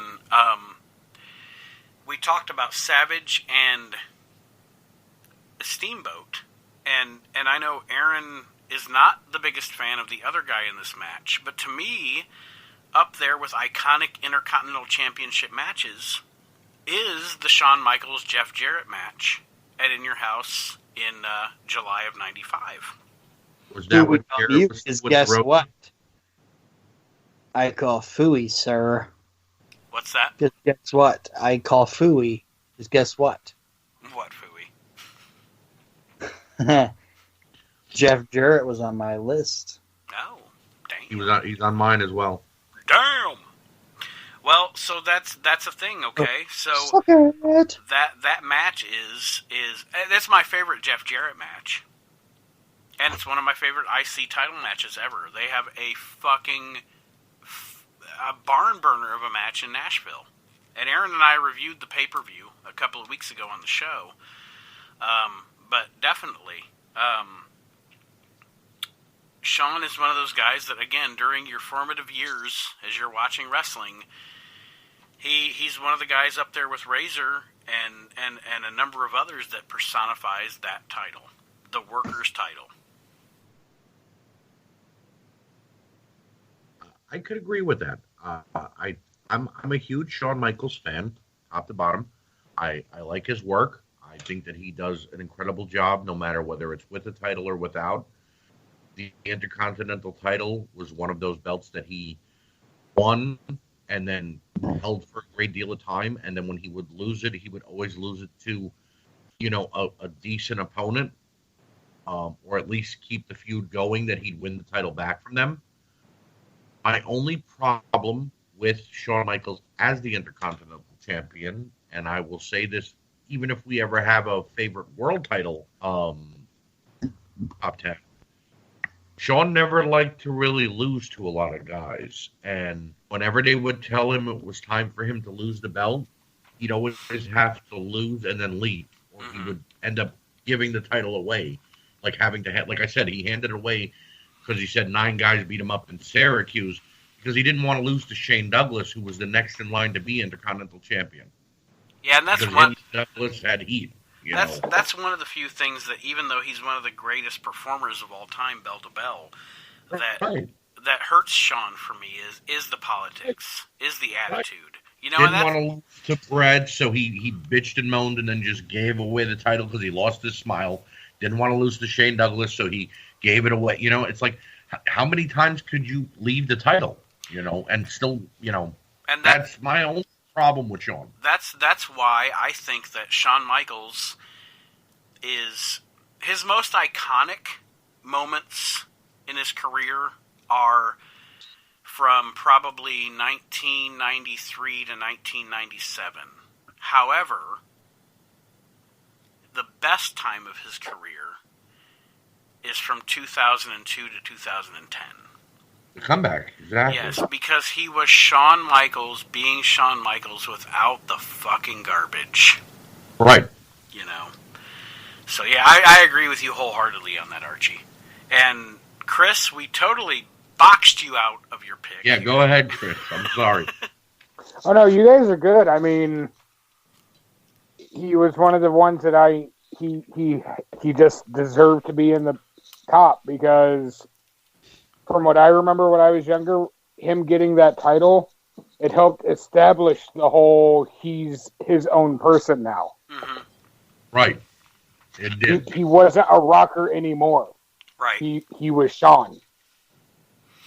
He's one of the few that, because there's another one on my list later on, in my opinion, is the epitome of how it's the stepping stone. I have one more person, or two more people on my list that when they got it, they became the true epitome of this is the stepping stone to something greater. Right. So Archie, you are next. Next on my list is another one that's gone too soon, and the storyline between him, China, and Chris Jericho for the title, co-champions, the way he won the title from China, the way he messed around and whatever. Guerrero is next on my list. Eddie Guerrero winning the world title was huge, and him and Benoit at the ending of WrestleMania hugging with both world titles was amazing.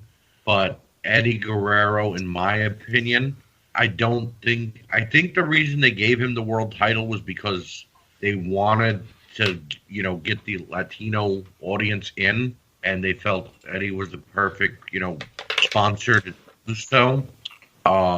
So I felt Eddie was always meant to be a mid-card title holder, and the Intercontinental title fit him perfectly because he wasn't European, and he was too big to be a cruiserweight or a light heavyweight anymore. Mm-hmm. So that's why I think the Intercontinental title fit him perfectly in so many ways, because a guy like D'Lo Brown winning both the European and the Intercontinental title at the same time was kind of like comedy to me. Not that D'Lo was a bad wrestler, but it was meant to be funny in a way. Right. And then he got serious. Eddie won the Intercontinental title, and he had the same reaction as when he won the world title. He got down on his knees and began crying. So he brought emotion to that title that not many other guys were, because, as we've said, it's the stepping stone to get to the big time. You're the Intercontinental champion. If you do good, we're going to give you a run, kid. We're going to see how you do. But Eddie was happy to have that belt around his waist. Eddie Guerrero is, and anybody that's listened to the show a number of times knows, Eddie Guerrero is one of my five favorite professional wrestlers of all time. And Eddie Guerrero, and I've mentioned this on the show a million times, when I watch Eddie Guerrero, I smile. And that's the point. Yes. And I always have thought, and I've never said this on the show, and I'm going to say it now, and I'm going to see what you guys think about it. Eddie, and this is not discounting the other guy I'm going to mention, but Eddie... Please don't say he reminds you of some other actor. No, he's not going to remind me of Rick Moranis. I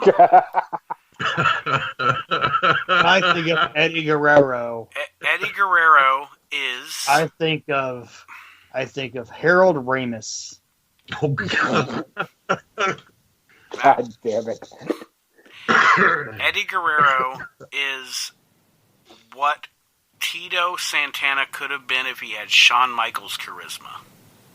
Good point. Because I look at old Tito Santana stuff and I see the fire, but then I see the interviews and I'm like, he just doesn't get me with the interview. But when I watch him in the ring, it's like, God damn, this guy's fucking good. I mean, when I see Tito Santana, do you know what I see now when I see Tito Santana? Let me guess. I see Titty Santana. Oh, yes.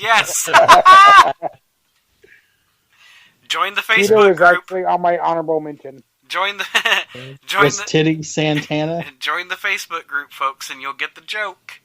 Titty Santana was the best. Best autocorrect ever. Arriba! Areola. I like it. His catchphrase is, "Tough kitty," said the titty. Oh, go ahead. All right, Aaron, so we covered Archie's Eddie. What's next? Who do you have left on your list? I have 3 left on mine. Well, I'm going to go with Don Morocco. You fucker. That was actually next on my list. Don Morocco. I did not have that on my list. Wow. If you talk pre-expansion, WWF. Don Morocco, and I'm going to go on a limb here. Don Morocco had Hulk. Everything is going down. Don Morocco, if WWF would not have signed Hulk Hogan, and you watch pre-expansion WWF, he would have had a babyface turn, and he would have been the guy. Now, whether or not that would have worked as good as Hogan, I don't know. But if you watch it, like, he was the best heel in the WWF from probably 1982 until the Hogan era. Like, he was the man. See, like, I'll go different with what you said, where you said if they wouldn't have hired Hogan, if they wouldn't have hired Piper, which I just told you I'm a huge Piper fan, okay? Don Morocco is the Yang to the Piper Yang, where, like, like Roddy Piper yelled everything and was bah, bah, bah, bah, bah, bah, like in your face. Morocco brought you down and would make you listen. Yeah, like the kind of the promo style that Jericho has mastered. Yeah, where I'm gonna talk softly, so you have to fucking shut the fuck up to hear what I'm saying. Mm-hmm. And his feud with Snuka and all that shit, it was fantastic. And him, Morocco being in that, we're going to bring this guy in here and interview him now because he's going to go into this match in the Garden tomorrow night. Let's talk to Don Morocco now. And then he would cut that fucking promo and just talk you into the fucking building. Don Morocco was great, in my opinion. I wasn't alive during it, but going back and watching it now, in the late 70s, early 80s, Don Morocco is my favorite heel.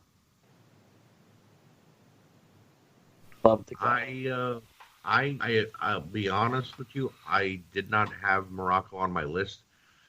And I don't want to say that I forgot that he was Intercontinental Champion, because I don't mean that in a bad way. It's just, when I got into wrestling, Morocco was at the tail end of his career, so I didn't get to see him live and in person. Going back and watching him against Snuka and him against any face on the roster, because I'll be honest, I preferred heel Morocco than I did face Morocco. Oh, yeah. He was miles apart. He needed to be a heel. You can't be that big and be a face. I'm sorry. But he was a good Intercontinental Champion. And he kind of was that mountain that guys had to climb over if they were going to beat him. So he makes sense being on the list. I love me some Don Morocco. Nathaniel David Maxson, who's next on your list? All right, so I'm next. And I have 2 left. The first one is I kind of have a 1A, 1B. So my 1B, he's 2 on my list, but 1B in my heart is Bret the Hitman Hart. Oh, gotta scratch him off. Bret Hart kissing the Intercontinental title, whether he was defending it, whether he was winning it, again, like we've said about a couple of other guys on this podcast, is when Bret was champ, you felt like Bret really, really loved being champ. Like that was his life. And another thing that both Chris, Archie have brought up during the show is this belt was made to feel like it was the next step. It was a step up. You know, I'm going to be the guy this is going to be my gateway to being the world heavyweight champion. And Bret made you feel that too. And I think a lot of it is not only his bell to bell. I mean, again, iconic Intercontinental Championship matches you have to put in the top 5. SummerSlam 91, Bret and Mr. Perfect. Which was SummerSlam 92. Yes, Bret and Bulldog, but Bret and Perfect was 2 of the greatest Intercontinental Champions ever, just doing what they do. And that match, and then I will also say subsequently, and it's not related to the Intercontinental title, and Aaron will know that I have said this since the day it happened, but Archie and Chris, I don't know if you guys have ever heard or know, the moment that I knew as a young wrestling fan that Bret Hart was a star. That Bret Hart was a world champion. I can understand that. It changed a lot. The moment that I knew that Bret Hart was going to be a world champion was Survivor Series 90. Oh, and he fought DiBiase in the title? The last 5 minutes of their 4-on-4 Survivor Series match between Bret Hart and Ted DiBiase. And you watch that 5 minutes, and you know this guy is going to be a world champion. This guy is going to be one of the greatest wrestlers of all time. And he gets pinned, and then he sits up and goes, fuck. The camera goes, fuck. But Bret defined that belt before he defined himself as one of the... He's one of the few guys that defined himself as a great Intercontinental Champion and then defined himself as a great world champion. And he's one of the guys that you picture, when you think of the IC title, you picture it around his waist. I'll chime in here when it comes to Bret. As a kid, I was a Bret Hart fan. As I got older, I was still a fan in my adult age. I guess it's because I've seen how much Bret has trash talked the industry and so many of the wrestlers. It kind of soured me on him, but it doesn't change the fact he was a great wrestler, best technical wrestler any company has ever had. His career got cut short by Bill Goldberg. Fuck him. This is the way I feel about Bret with the Intercontinental title. It was, again, that like Nate just said, like we've been saying, that stepping stone to see, are you ready for the big time, kid? Right. But the thing that personified Bret, you could agree with me, you could say I'm wrong, you could say I'm smart, you could tell me to go fuck myself, it doesn't matter. Bret's feuds with Shawn Michaels, whether as a tag team with the Rockers for the Intercontinental title or when they got to the world title setting, was what defined Bret's career in the WWF for me. Because no matter where he got to, there was Shawn right behind him, and they were always battling neck and neck, and they always had a great match. And that's what made the Intercontinental title so special as well for me. Because you look at all the feuds that grew up from the Intercontinental title to the world title status. Bret and Shawn, Stone Cold and The Rock, Jericho and Benoit. You know what I mean? There was always two guys that were parallel in the divisions as they grew.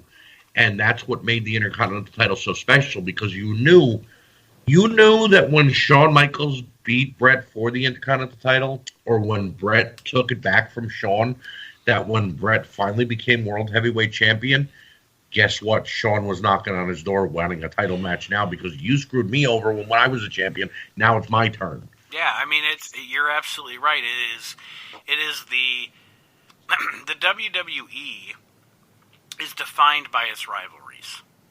Hogan Savage, Hogan Savage, Brett Shawn, Austin Rock. Willard Murray. Willard Murray. I would put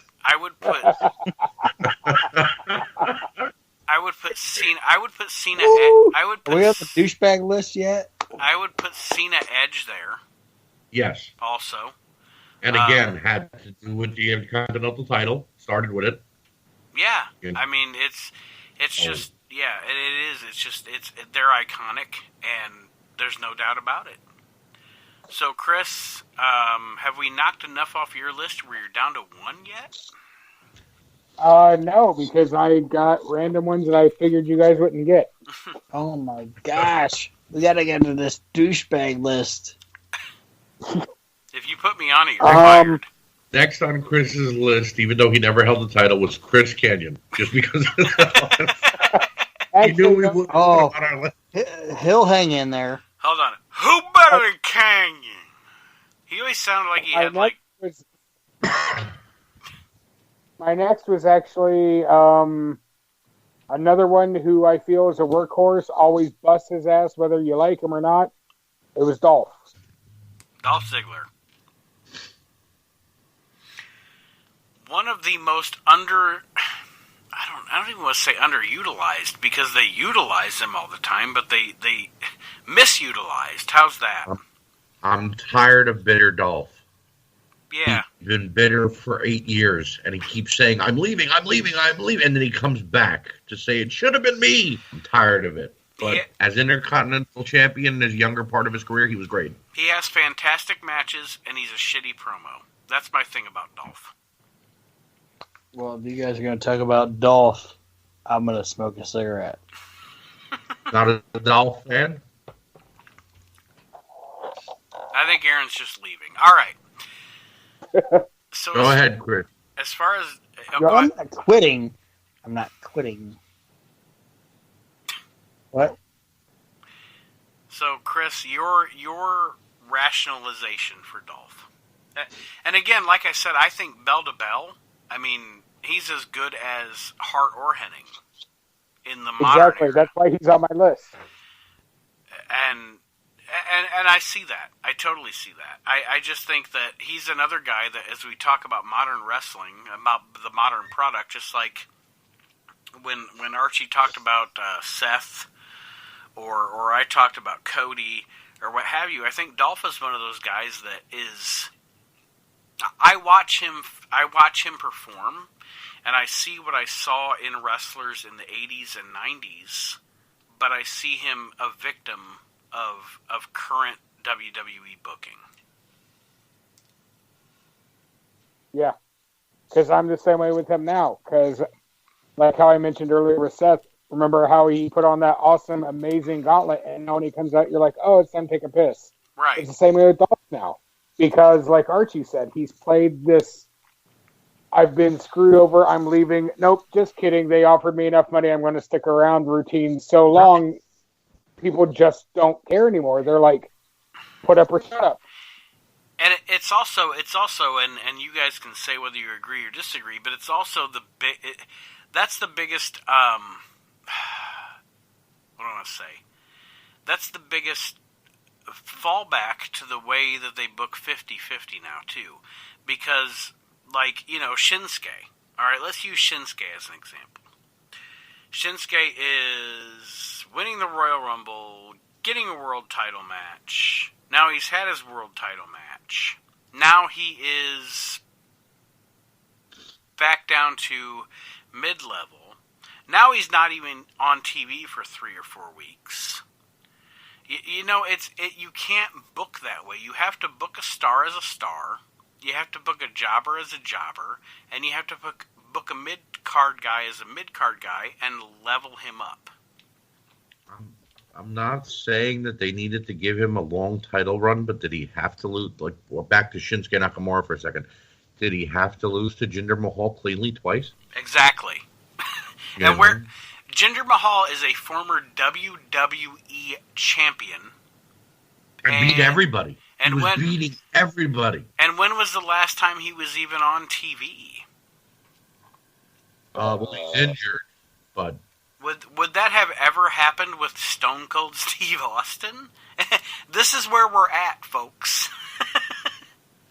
Well, see, this is what I'll say about Dolph, though. When he was the Intercontinental Champion, and I don't think he's been the Intercontinental Champion in like 2 years. So, Yeah, because remember him tossing it back and forth with Seth.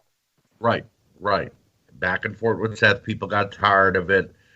It just seemed like they kind of tried to make Dolph into the new Jericho. Like, oh, we need a random champion for now, and he puts on great matches, so throw the belt on Dolph, because Chris doesn't work for us right now. But he was great in his first couple of title runs, but then all of a sudden it just became who's the Intercontinental Champion? I think it's Dolph. And then the next week he'd lose it to Miz. Exactly what I said earlier. Yeah, like sometimes you have no idea who the champion is. And then, okay, he lost it to Miz, but then guess what? At the next pay-per-view, Miz lost it to Seth. And then Seth lost it back to Dolph 2 weeks later. It's like, what happened to long-term title runs? And I don't mean that towards Brock Lesnar and Goldberg. By all means, get the titles off of them. But, I mean, Dolph Ziggler, they gave him opportunities. And he had problems in the past where he got a concussion or he got injured. Not his fault that he couldn't run when they tried to get him to. I blame Jack Swagger for the concussion and him having to lose the world title when he finally got it. Right. But Dolph is like a career mid-carder. He's never going to move out of the mid-card because now Vince gave up on him, sort of like Vince did with John Morrison and is now doing again to The Miz, even though we made him world champion for a year and was trying to do to Alex Riley. And, once Vince loses all hope in you, you have two options. You either go the Dolph Ziggler role, or you do what Finn Balor does and you say, hey, I want to go back to Triple H on NXT. Right. Yeah. I want to either make this much money per year and do whatever you want me to do, or I want to do what I love to do and do it the best I can do it. Right. And let's face it, Balor is still under a main event contract, main roster contract, but they allowed him to go back to NXT because because this is what I've heard and I've read on dirt sheets. When WWE sold to Fox and Balor was supposed to be on SmackDown, the Fox people said, oh, we want bigger, larger-than-life stars like Brock Lesnar and Bobby Lashley. So Vince was saying, oh, well, we're going to put Balor on 205 Live. Triple H said, no, you're not. You either give him to me or you let us release him. Right. I'd rather him go back to Japan than be on 205. Yeah, because I host a wrestling podcast and a live show that need to follow the modern product, and I don't watch 205 Live. So right, there you go. I don't even know when it's on. I think it's on the network. I have no idea. I think it's on the network. I didn't even know main event was still a thing. Right. I was reading. Neither do the people that are on it, Chris. I was reading results to see what if I missed anything, because I fast forward through Raw every Monday, and all of a sudden something popped up. Main event spoilers. I'm like, is that still a show? It's spoiler to me that it's even alive. Right. You just spoiled the surprise of me finding it. Spoiler, it's here. 205 Live is fantastic. I don't disagree with that. I used to watch. The commentating crew is great. It's English and or no. The commentating team is Fred Willard and John Goodman. And maybe a dead horse.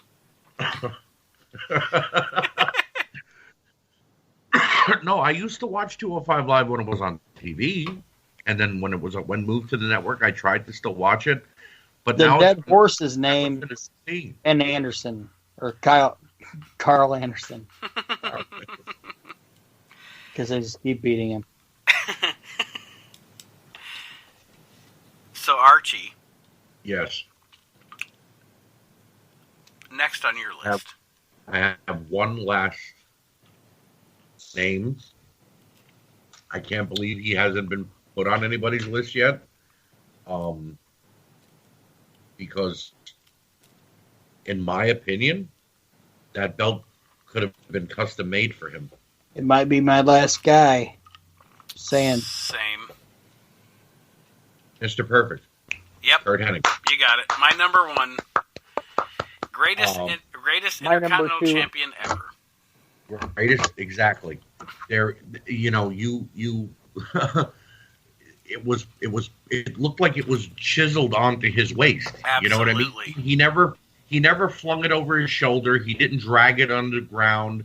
He didn't lift it up. He had it on his waist, and the towel was over his shoulder, and he looked like he was chiseled in gold. Yes. You know what I mean? And, Kurt Hennig, coming from AWA and being a world heavyweight champion there, I think that he could have been groomed, but Hogan just didn't want to pass the torch to him because he knew if he did, Hennig wasn't letting go. Right. And there would never be another Hogan title run, if he would have let Hennig beat him one time.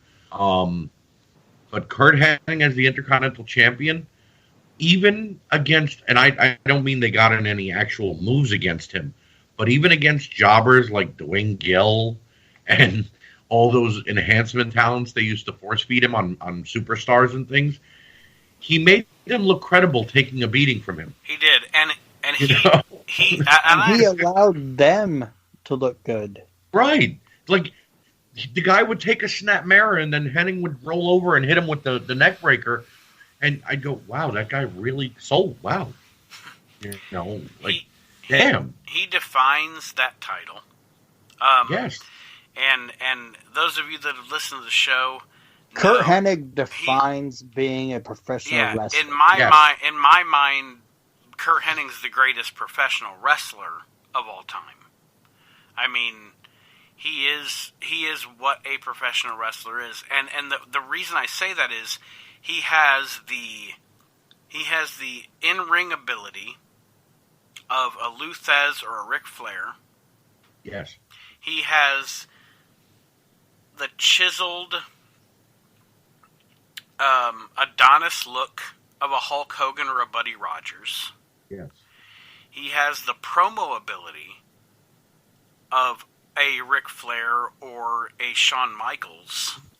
Him and Bobby Heenan worked perfectly together. Yeah, they were the prototype. No pun intended.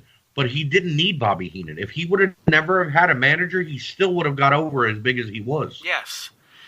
Bobby and Hennig are the prototype of what a professional wrestler and a professional wrestling manager and personality are. Yep, without a doubt. Like when people say, "Oh, if you're gonna draw a professional wrestler, they would look like the Ultimate Warrior," or if you're gonna draw a professional wrestler, they would look like Sting. It's like no. If I'm gonna draw a professional wrestler, they're gonna look like Kurt Hennig, and they're gonna sound like Kurt Hennig, and they're gonna wrestle like Kurt Hennig.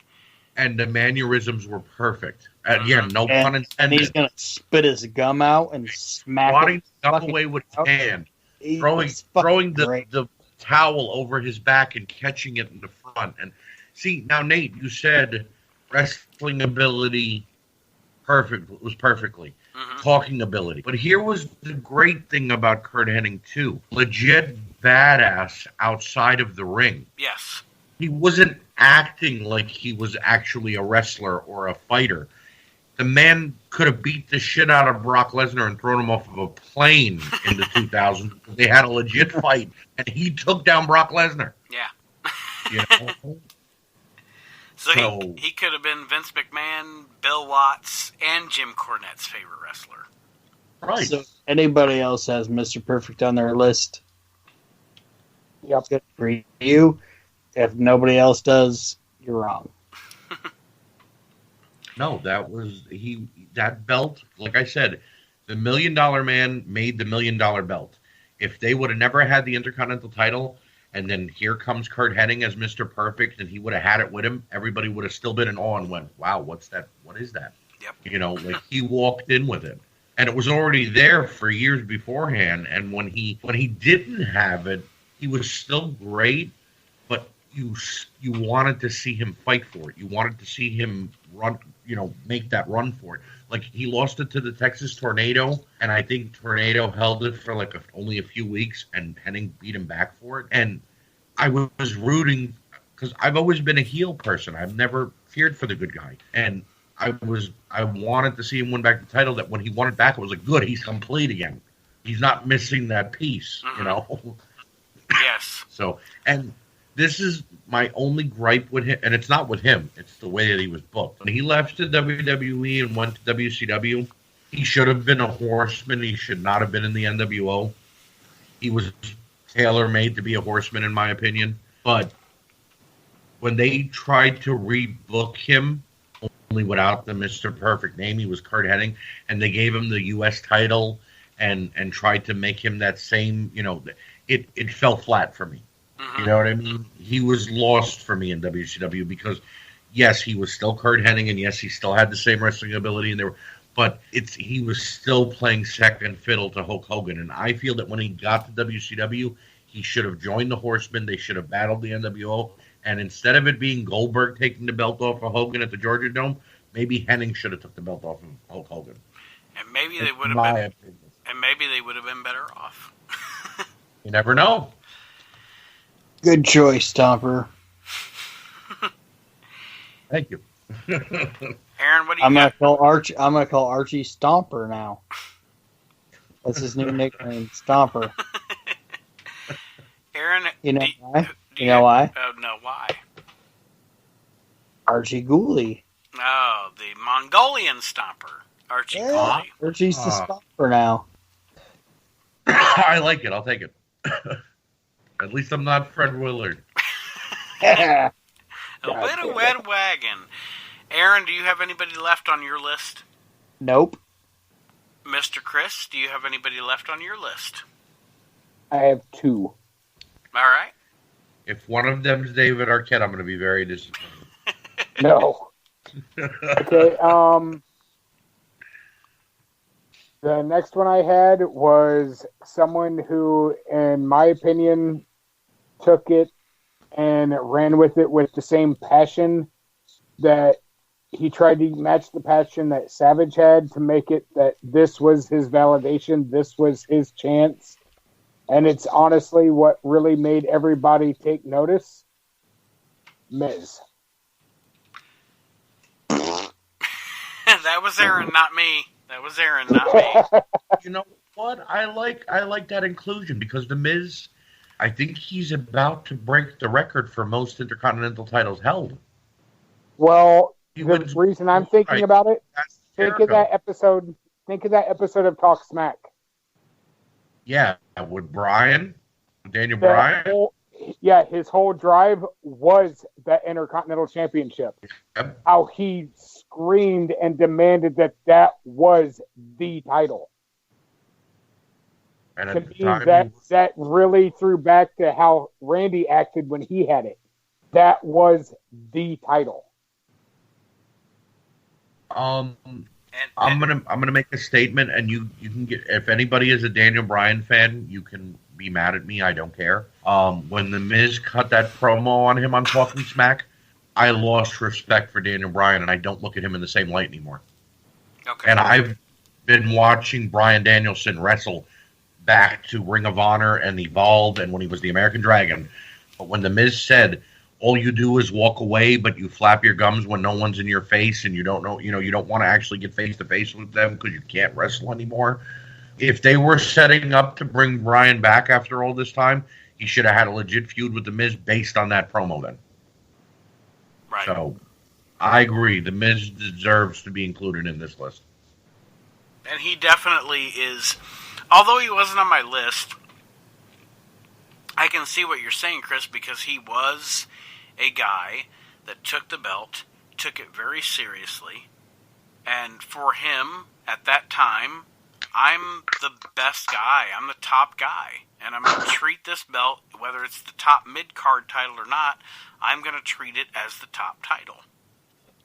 Because when he did have the top title, all he was a placeholder so they could build a feud for Cena and Brock. Right.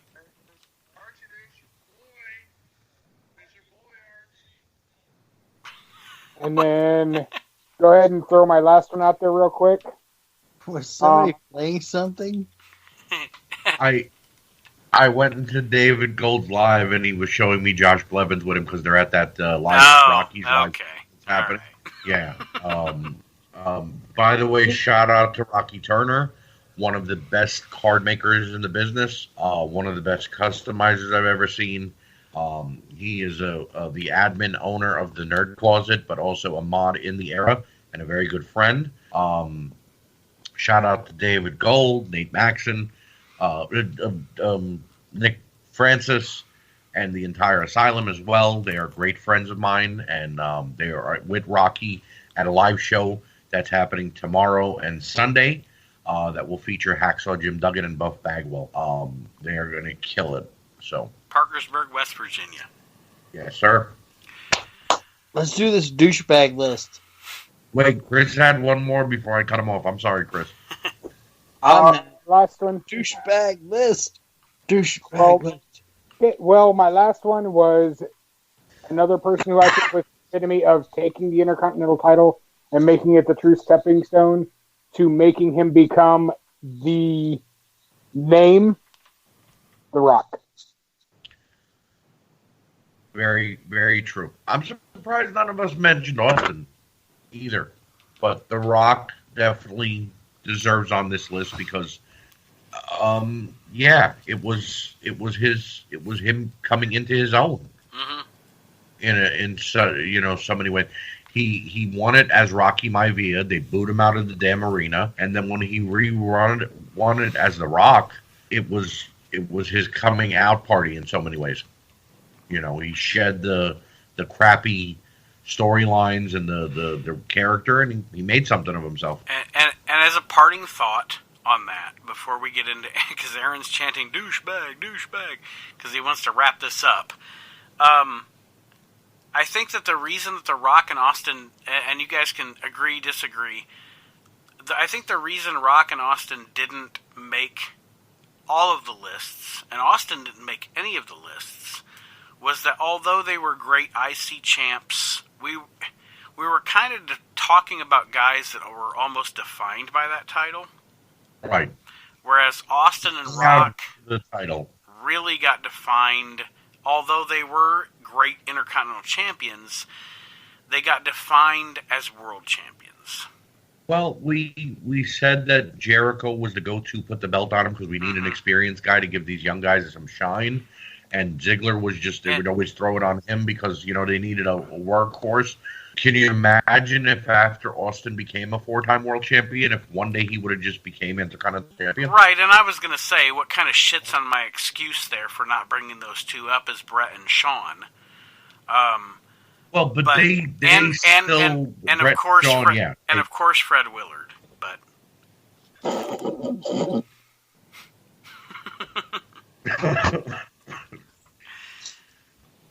so I agree with The Rock though. He made the title his own, and he did what he was supposed to with it. He did. I think he had 3 reigns.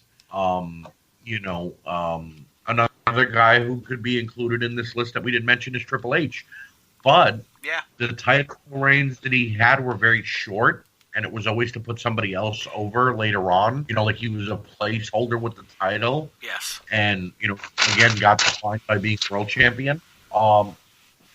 Just there are so many. I mean, we didn't mention Steamboat. We didn't mention, you know, a guy like the British Bulldog. We never mentioned the British Bulldog. You know what I mean? And it's not because we didn't want to, but like you said, Nate, these are names that we felt were the heart and soul of the Intercontinental title division, and upheld it not because you were told you were going to win the title. They wanted to win the title. Absolutely.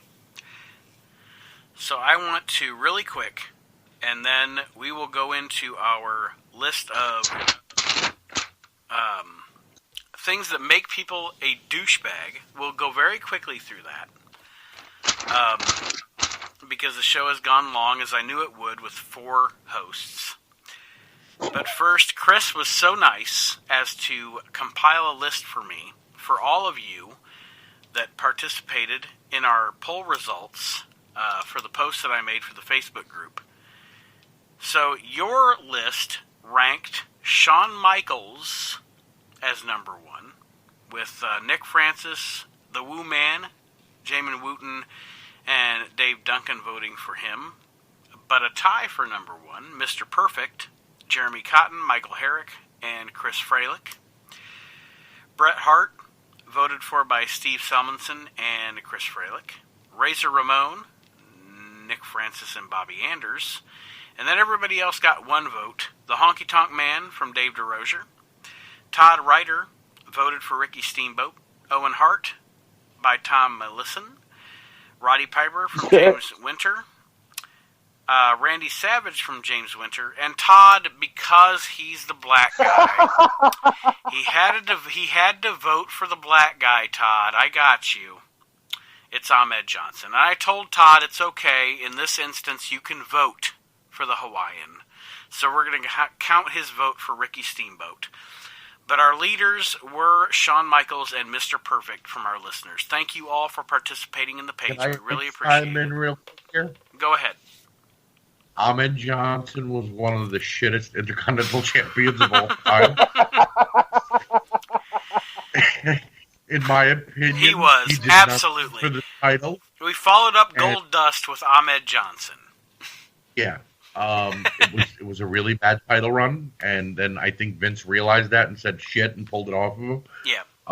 Did he say shit and pull it off of him, or did Ahmed break something again? Yeah, he probably broke something again.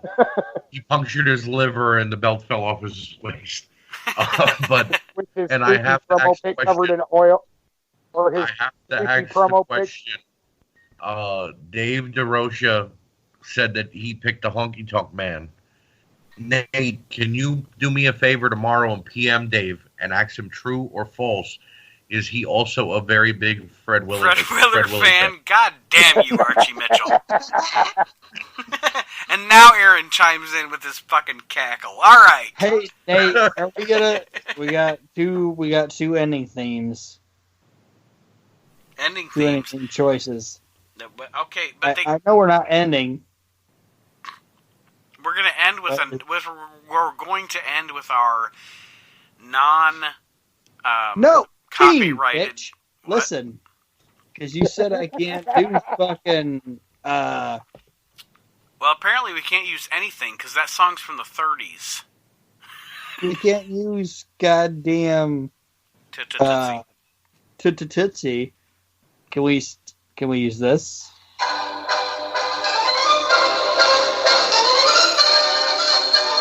That's rough on the ears.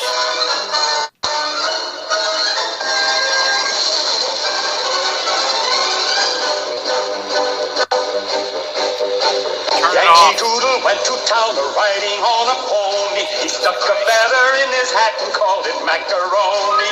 Yankee Doodle, keep it up. Yankee Doodle dandy. Find the music. Because I asked you about that last week. If I put that on YouTube and get taken down, I'm going to be pissed. Okay. Well, can we hold on? So we can't use Yankee Doodle Dandy? I don't know. What? Huh? For the outro theme. We were using Al Jolson's Tootsie as the outro theme, and then I found out it was, when I put the show up on YouTube, they told me I couldn't use that. Wow. Yeah, like I was like, nah, there's no way this is copyrighted. I'm actually marking right now for when I need to edit this fucking shit, because I don't want production notes. Can we use? Can we use Caesar's theme? No, I'm just going to use public domain music from now on, Aaron. So, like, happy birthday? That's fucking no, I don't know. Happy birthday.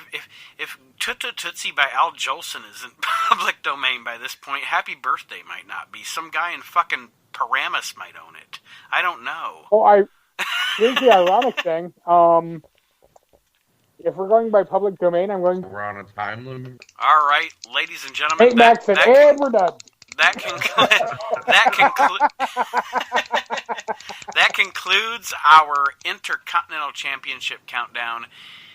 And all of my counterparts, I appreciate your opinions, and I think we brought up a great list, apparently except Fred Willard. So now we are going to talk for just a few minutes about things that we all think. And Archie, I am so glad you're part of this conversation. And here's what I'm saying. All right. Because he's a cool dude. That too. But I'm almost positive, and Archie, you can tell me if I'm wrong. Mm-hmm. Aaron, Chris, and I all live in Ohio. We live in Ohio, eh? I am positive that out there. Pardon me. That I am out there. I am out there. I am positive that out there in New Jersey there are more douchebags than there are here. Oh, without a doubt. There we go. I knew it. I wasn't in Ohio before. I wasn't like scared. A week. I wasn't staring. Brother, Archie, you've been to Cleveland? Yes. Can I ask a question real quick? Yes. Have you ever been to Cincinnati? No. Oh. Come on. Cincinnati, if you were going to put the fucking hose in Ohio and give it an enema, it would be in Cincinnati. But really? Cleveland's pretty bad too, but that's okay. Well, I've been to Cleveland for a week, and I have to say they were all very nice. In Jersey, you don't get nice people, no matter what. Well, in Ohio, other than Cincinnati, we're pretty cool. Well, I'm sure. I'll be honest with you. I'm amazed at how many friends I've made on Facebook that are from Ohio. You know, there's like 20 people that I've now made friends with over the last 2 years that are from Ohio, and I'm like, I didn't know that. Because we have nothing else better to do than be on social media. Because it's fucking cold, and we're not leaving the house, man. No, Jersey is bad though. So believe me, I have a lot of things to add to this list. We might be going till 4 a.m. The fuck we are. No, we're not. So, who's starting out? Go ahead. It better be Aaron, as much as he's been having a fucking aneurysm over this list. Surprised he ain't named off like 4 of them already. Nate, you can start. Do I have to? Do I? I was just sitting back listening to you guys.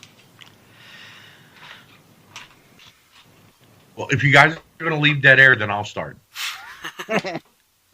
The biggest thing for me, number one on my list, I'll start at number 1. Biggest douchebag thing you can do is when you cut somebody off while you're driving so that you could make a turn. So no turn signal. No. Like, all right, I'm in the left lane. You're in the right lane. You speed up and almost take my bumper off so that at the next street you can turn left. Yeah. Like, you weren't in a rush to go faster, forward. You're just trying to get home. Like, what are you in that big of a rush for? You know what I mean? Well, not just that. Shit. Have you drank drinking water? Not just that, but you know your fucking exit. Right. Why were you not in front or behind me before this? Why did you wait till the last minute? I agree with that one. Okay. So that's the one thing you'll note. If you guys were ever in the car with me, you would be like, this dude has serious road rage. So when that happens, I want to run people off the road. It's like, where are you trying to get to so fast? Right. You're turning. You were trying to turn left or right. So, like, you could have waited an extra 30 seconds. But yeah, it's like, are you trying to get to work? Like, I don't want to get to work that fast. Okay, you know what? I'm going down to get to work. I'm going to jump the list again and do my second one. Okay. Traffic at 2 p.m. is like the biggest douchebag thing for me in the world because isn't everybody at work? Like, I went out Monday, the 1st, and at 2 p.m. on the highway here, there was bumper traffic for 45 minutes, and all I kept thinking is, don't you people work? Don't you people work? Yeah, and you know what? And see, that's fucked up because Archie, where do you live? New Jersey. You live in New Jersey. What city? I'm in Roselle, New Jersey. And like, if you would estimate the population of that town, What is it? In my area, I think I would have to say there's about 1,500 or 2,000 people. Okay. It's a small area. However, the town that I live in, guess what? There's like 12,000 people. Okay. At 2 o'clock, Right. it takes for fucking ever. Like, you and I shouldn't be in the same situation. Right. But Exactly. that's what I was going to say is I'm sure that being where you are in Jersey, whether it's 1,200 people or not, you obviously have a more dense population area than I'm 25 minutes out of New York City, and I'm an hour and 20 minutes out of Philadelphia. So everybody who's going to work in the major cities have to cross through where I am. But I'm saying at 2 p.m. on a Monday, there should not be traffic because you should be at work. I feel the same goddamn way. You know what I mean? Yeah. You shouldn't be on the road that. I should be seeing a ghost town in front of me and be like, wow, I got a whole road to do what I want on. You know what I mean? And I feel the same way. I'm in a town with 12,000 people, and I'm stuck behind a truck. It's like, what the fuck is going on? Right. And I always ask the same question, and my wife loves to laugh at me when she's in the car with me. I always say, where is everybody going? And she'll look at me and go, well, obviously they're going somewhere. And I'm be like, no, that's not what I mean. Where are all these people going? You know, what why the fuck are they doing right now? Right. You know, if it were Friday, like a weekend, I could say, okay, no big deal. Yeah, they're trying to get to the fucking Olive Garden. I understand that. Right. Fucking but not on Monday. Monday. Not on Monday. Salad. Dude, So, Nate, I those feel twice connected to the Stomper right now. I feel connected.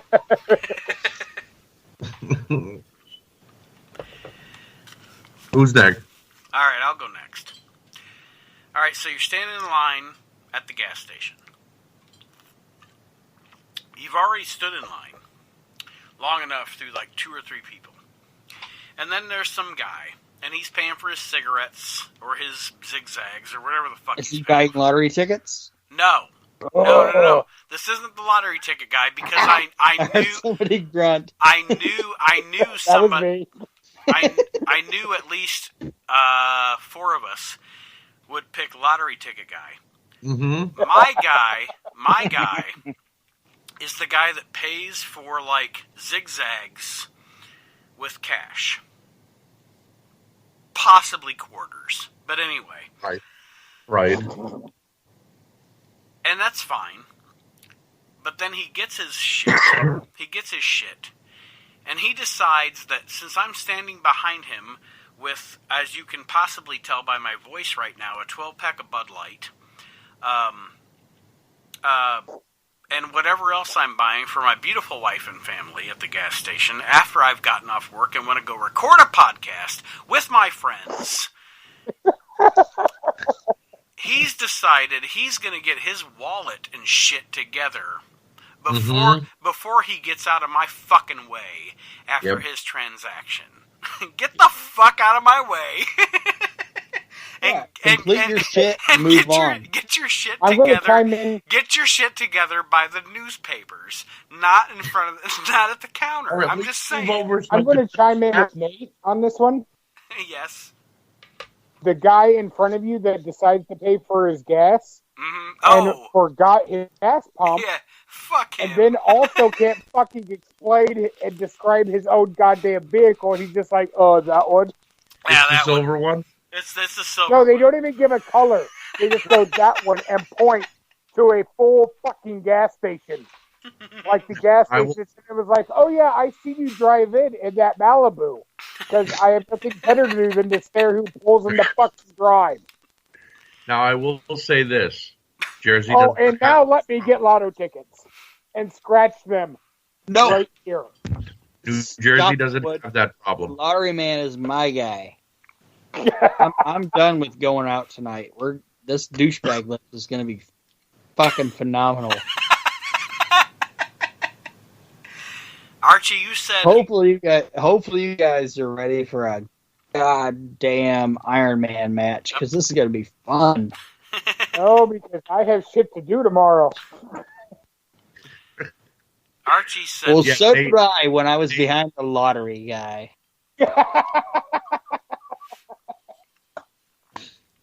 Go ahead, Archie. Sorry. Before Aaron tells us about Lottery Guy, which I prefer Lottery Grandma, but we'll get into that after you tell your side. But New Jersey does not have the I forgot what pump I'm at problem because New Jersey has full service. Okay. But the problem we come into is... Do they wash your windows? No. It's just basically a guy that pumps your gas. It's actually illegal in New Jersey to pump your own gas. If I try to pump my own gas, they'll arrest me. Oh, wow. What is it? They'll arrest me if I try to pump my own gas. Because they don't know if I'm going to pay with a credit card or if I'm going to, go pay the attendant or if I'm going to just light everybody on fire with gasoline in the way. So, I'm not sure when this happened. Amazing. Fucking Jersey, man. The problem we have is the slow-moving gas station attendant who wants to play with his phone instead of pump my gas when I'm in a hurry. That's like in Ohio. That's the equivalent of the cashier, the Target cashier that says, "I'm on break." Yep. Meanwhile, our light is on. New Jersey sounds amazing. Like, is this guy gonna bring me a Slim Jim? No. Is he gonna pump my gas? No. Or is he gonna set himself on fire? Jesus Christ. That sounds fucking amazing. I love how Aaron said, "Is this guy going to bring me a Slim Jim?" And Archie was like, "No." No. He's going to set himself on fire? No, it's a health hazard because apparently in the late 80s, some idiot got out to pump their own gas smoking a cigarette. And he literally pumped his gas with a cigarette in his mouth, and the attendant ran over, took the cigarette, ran to the street, and threw it out before he burst into flames. Oh, wow. That's just called fucking Darwinism. Let that shit happen. Well, exactly. Weed out the Nimrod. Weed out the Nimrod before he reproduces and makes more people that want to do that. But license to breed. Jesus Christ. Jersey sounds amazing. All right, so continuing on about gas stations in Jersey, people that are listening in Jersey are going to be like, we already knew this, Archie. Yeah. But those of us in the Midwest, in flyover country, we're very intrigued by this. They say, "I want a candy bar, not Allah Akbar." No, it's really one of the... Christ. I'll be honest. It's the stupidest law I've ever heard of because when you're in a rush to get to work or anywhere... You're in Iran, what? Yeah, you're in Iran. Being held against your will. No, when you're in a rush trying to get to work or wherever you got to be, and you're at the mercy of this gas pumper who refuses to get off their phone, it's like you want to go out, grab the nozzle, put it back in the gas machine, and pay him and drive off. But if you do that, they could literally call 911. They could dial 911 and say you were trying to either make away with not paying or whatever they want to spin their story to be. So, wow, that's crazy. Yeah, I actually argued with a gas station attendant last week. I pulled up and I said, "Give me 10 regular, 1 0." I do that because I'm sorry, but not most of them speak English. So I'll do a hand gesture to say 1 0 or what I'll say it out loud. And he looks at me and he says, and he's like, "You want me to steal second base?" If you're like making like hand gestures. That's for your gas station, dude. My name is Philip. How can I help you today? He spoke, actually, this is what blew my mind. He spoke perfect English, and he said, "Okay, give me the $10. And I said, "No, pump my gas first, and then I'll pay you." He's like, "Why? Don't you trust me?" And I looked at him dead in the eye, and I said, "No." And his exact words to me were, "Then get the fuck out of here. I'm not pumping your gas." That escalated so quickly. For an I gotta get out of here. I don't have any gas. For an Ohioan, give me the $10. For an I literally jumped out of my car because I'm a hothead, And I got in his face, and I said, if you don't pump my gas, I'll call the police, and I'll say you're refusing me service. He's like, go ahead. I'm the owner of this gas station, and I could refuse service. He spoke better English than I do. He said, go ahead. I'm the owner, and I can refuse service to whoever I want. And I said, wow, that was like the best argument you could have given me. And I literally got in my car and left. For an Ohioan, that is the most New Jersey thing I've ever heard. If I told somebody, pump my gas, and they were like, I can refuse you no matter what, I'm the owner of this gas station, get the fuck out, I would have been like, oh. Sorry. Oh, you're okay. And I've been like, sorry, and I just would have drove away. I did. That's why I and said be that like, was... God damn it, fingers crossed, I'm going to get to the fucking Sunoco down the road. Exactly. So I wasn't on empty. I was able to make it to another gas station. But I got baffled by two things. Thank God it wasn't 2 o'clock. I was baffled by him speaking perfect English, and the amount of argument he gave me, I couldn't argue back with, so I just gave up and left.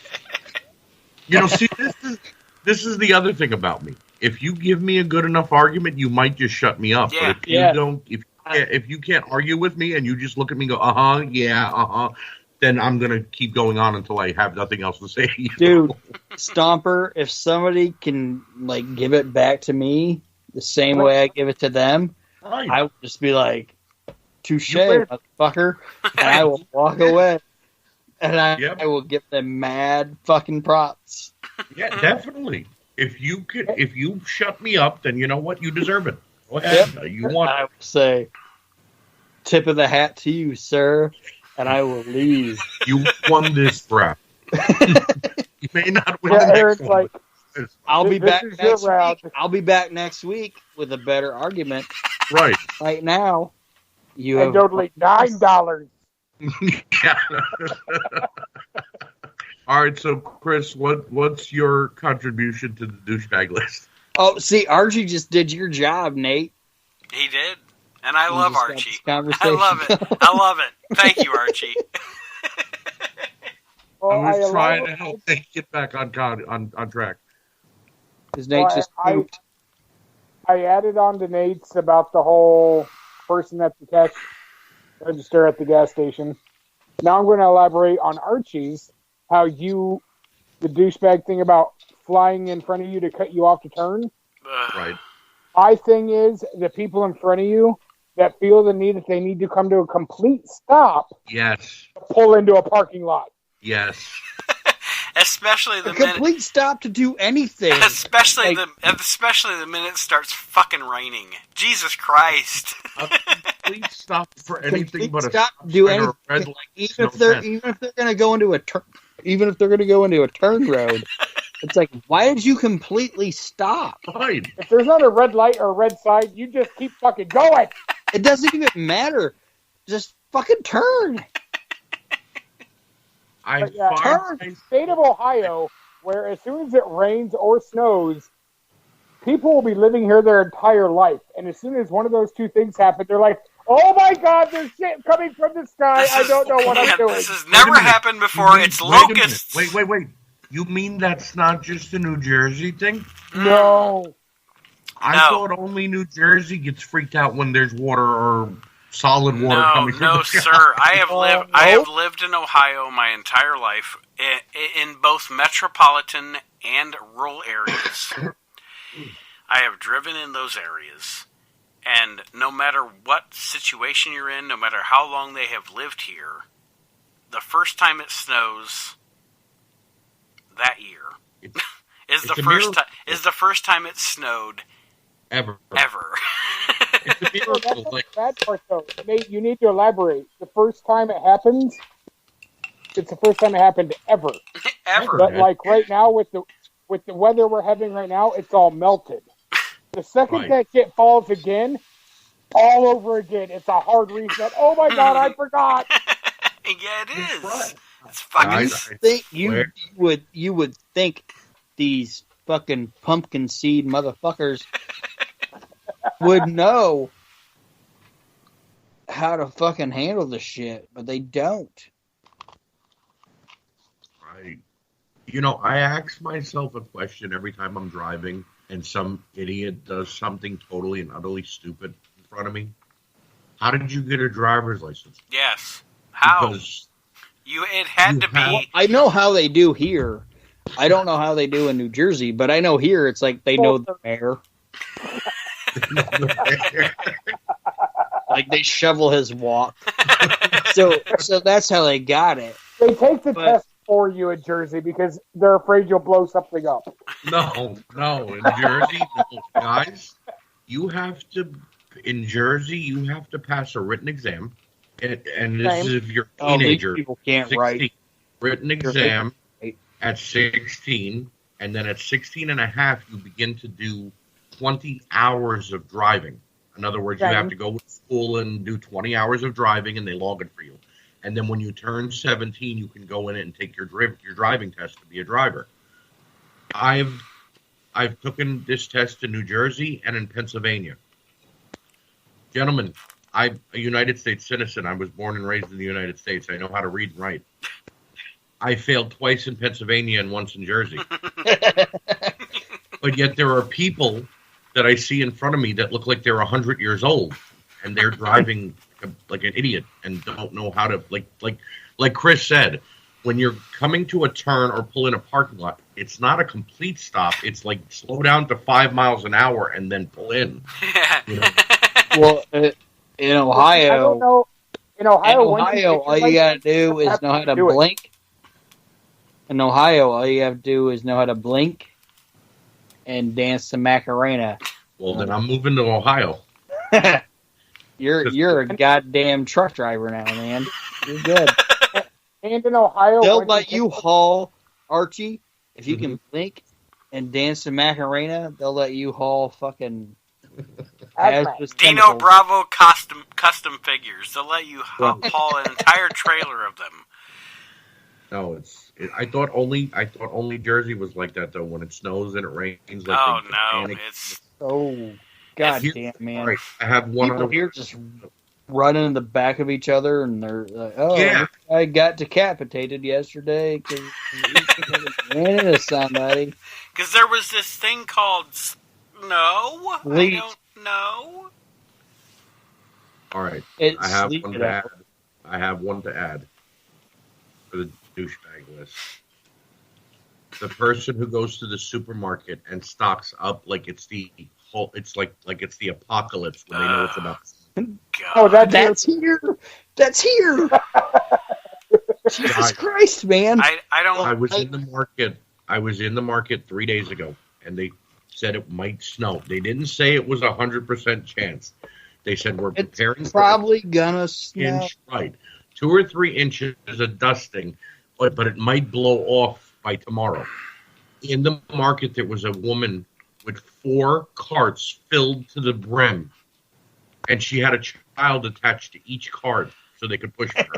And all I kept thinking is Jesus coming back and I'm not aware? Aaron and I both work retail management. Like, why are they buying eggs? Okay, I get milk. Okay. No, listen. I get milk. Okay, I get milk. You can put milk out in the snow, right? And it's gonna stay cold. Okay, I get the milk.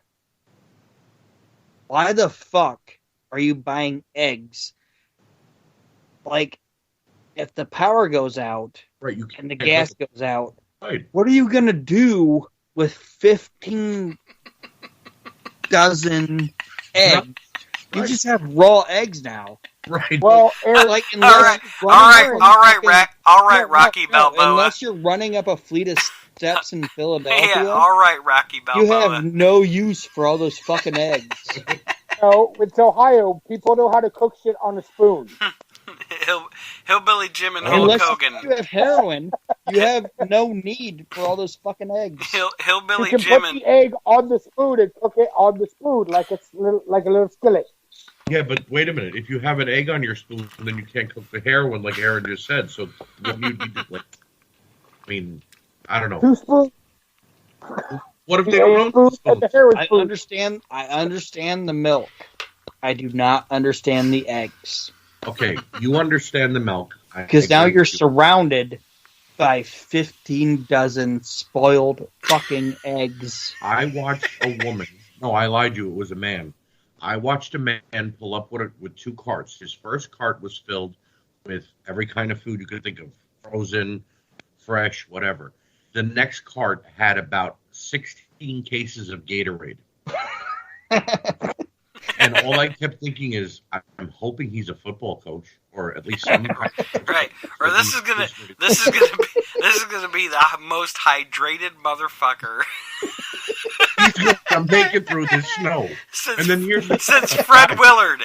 This is gonna be the most hydrated motherfucker since Fred Willard. Guys, the fact, though, the very next day, it was 60 degrees and sunny. It never snowed. And this guy's like, what am I going to do with all this You Gatorade? ran it off, man. He was like, I got this.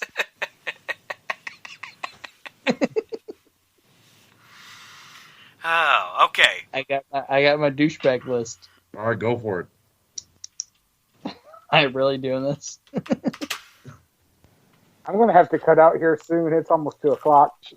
Oh, fuck off. You're listed in my douchebag list. Your douche rag?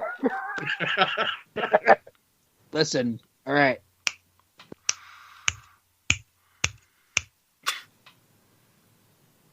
I hear dead air. Yeah, me too. My first thing on my douchebag list is people that don't use their turn signal. Okay.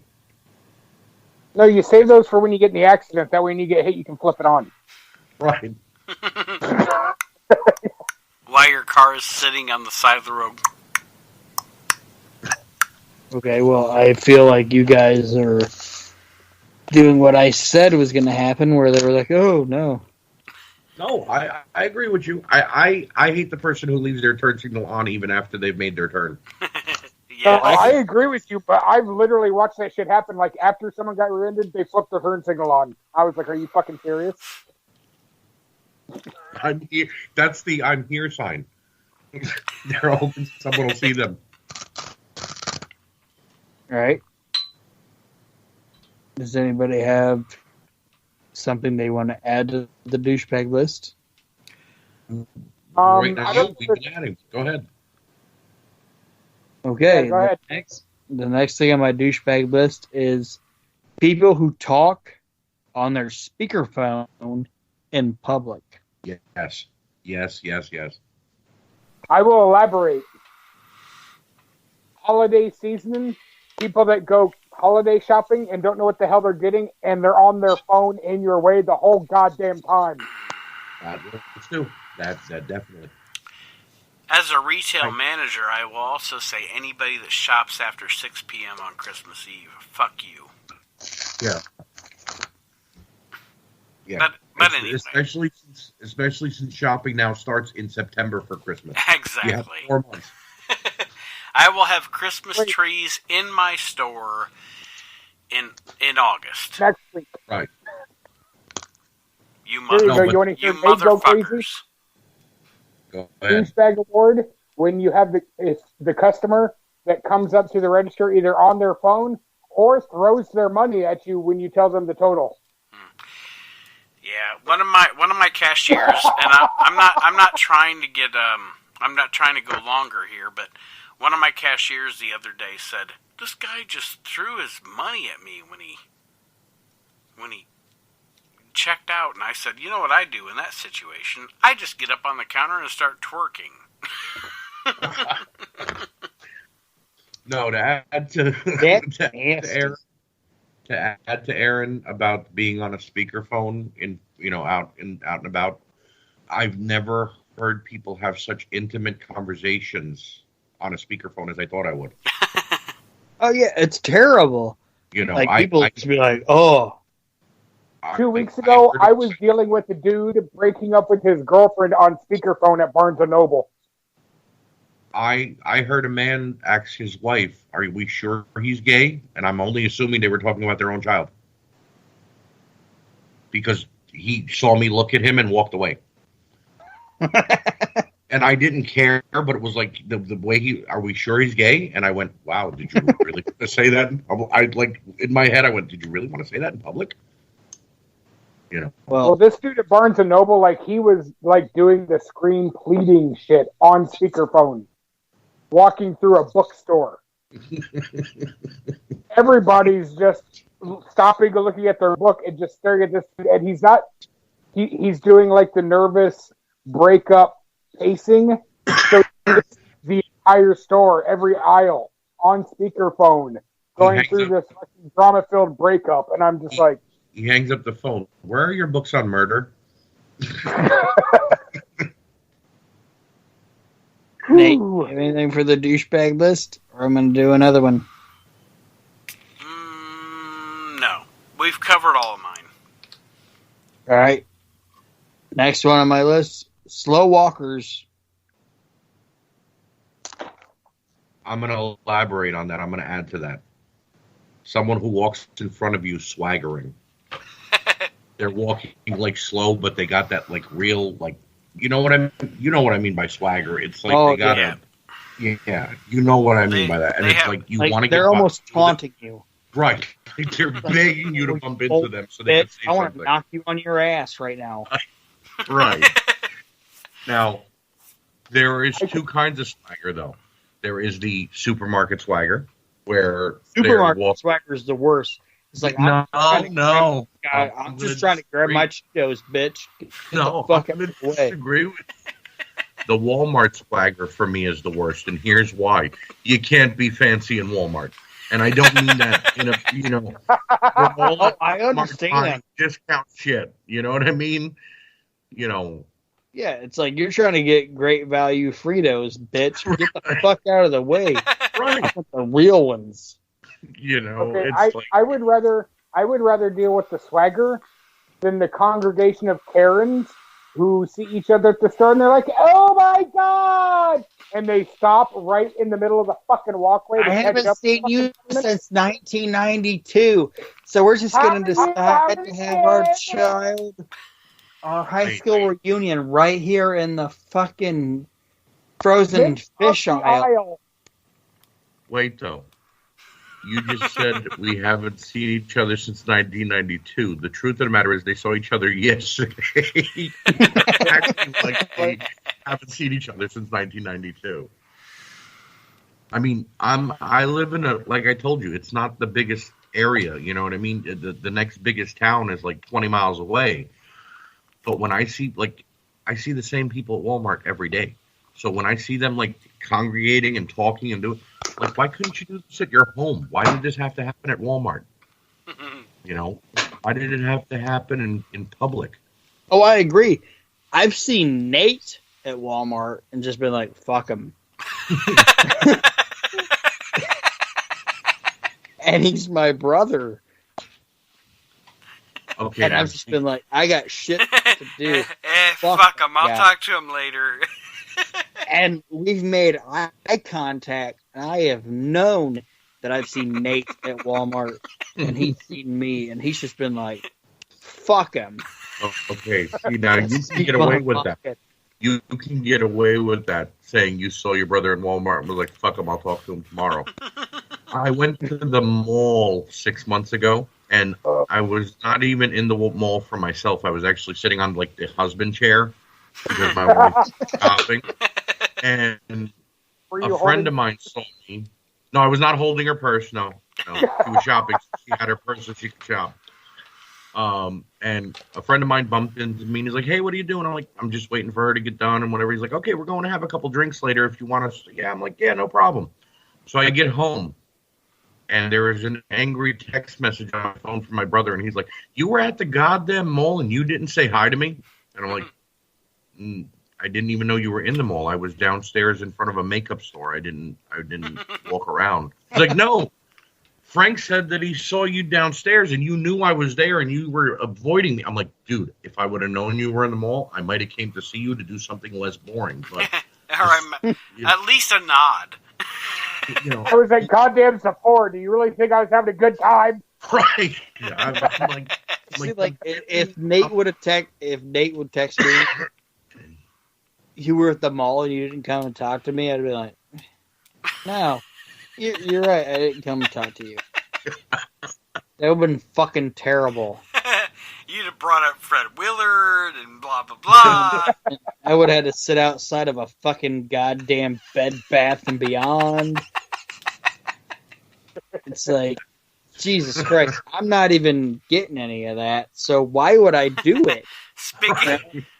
Like, I could understand if I'm gonna, like, you know, get some action off of it, but no, I'm not, so fuck that. I'm gonna eat Dippin' Dots and fucking fall asleep. And Jim Ross is gonna be like, what did the Dippin' Dots ever do to you? Not the goddamn Dippin' Dots. But that'll be on the We Can't Wrestle live show. Sunday. We're gonna So wrap... the next thing on my list. Damn, Aaron's got more. All right. Wait, Aaron, I do. Hold on, Aaron. Wait, hold on, Nate. The Dippin' Dots line that JR said. That's a T-shirt already. It is.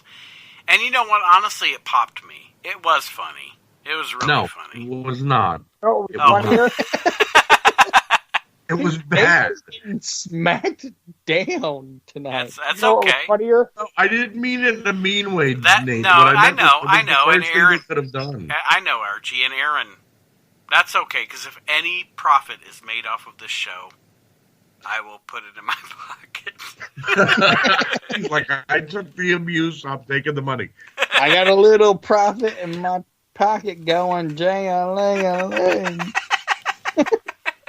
But no, Shut your ass. That's some Georgia Satellite shit. I mentioned this on, I think, the first podcast I did with Nate. AEW is because it's got part ownership with Pro Wrestling Tees. The minute anybody says anything on Wednesday night, it becomes a T-shirt Thursday morning. Yeah. What the hell? Oh, Like- shit, it's a T-shirt Wednesday afternoon because they rehearsed it Wednesday morning. Right. Because they're wearing it when they say it. Right. Excalibur is commentating, and it's like, so I'm a fan of wrestling. And then there's a T-shirt. There's a T-shirt the next day that says PFFFFFT. Right. Excalibur fart. Yes, you're right. You know, it's like, all right, the Chris Jericho a little bit of the bubbly was cool. That I understand that being immediately a shirt. That was an performed line that he just did off the top of his head. Okay, and it sold well, but not the Dippin' Dots, really. You know, and you think who's that, buying that shirt? I want to know who pre-ordered that shirt. Or the fact that as soon as Moxley won the belt, he put a Moxley wearing Mox World Title shirt. Yeah. I was like, "What the fuck is this? A Super Bowl? Did y'all make shirts up for either winner?" I thought the same thing, Chris. I couldn't understand it. Like, really? They had a shirt waiting for him to win. So what if he didn't win? They were just going to scrap 40 million T-shirts? I know that they completely took the, like, oh my God, he did it element out when he threw that shirt on. I was like, wow, okay. Thank you for completely. This isn't predetermined, right? All right, Aaron, go ahead. I'm sorry, I took over again. It's okay. Thank you for your permission. That's the next douchebag thing. People that take over my list.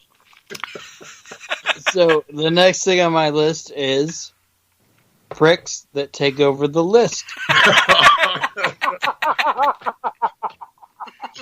Yeah, I hate when that happens. Me as well. That's a shirt. Print it.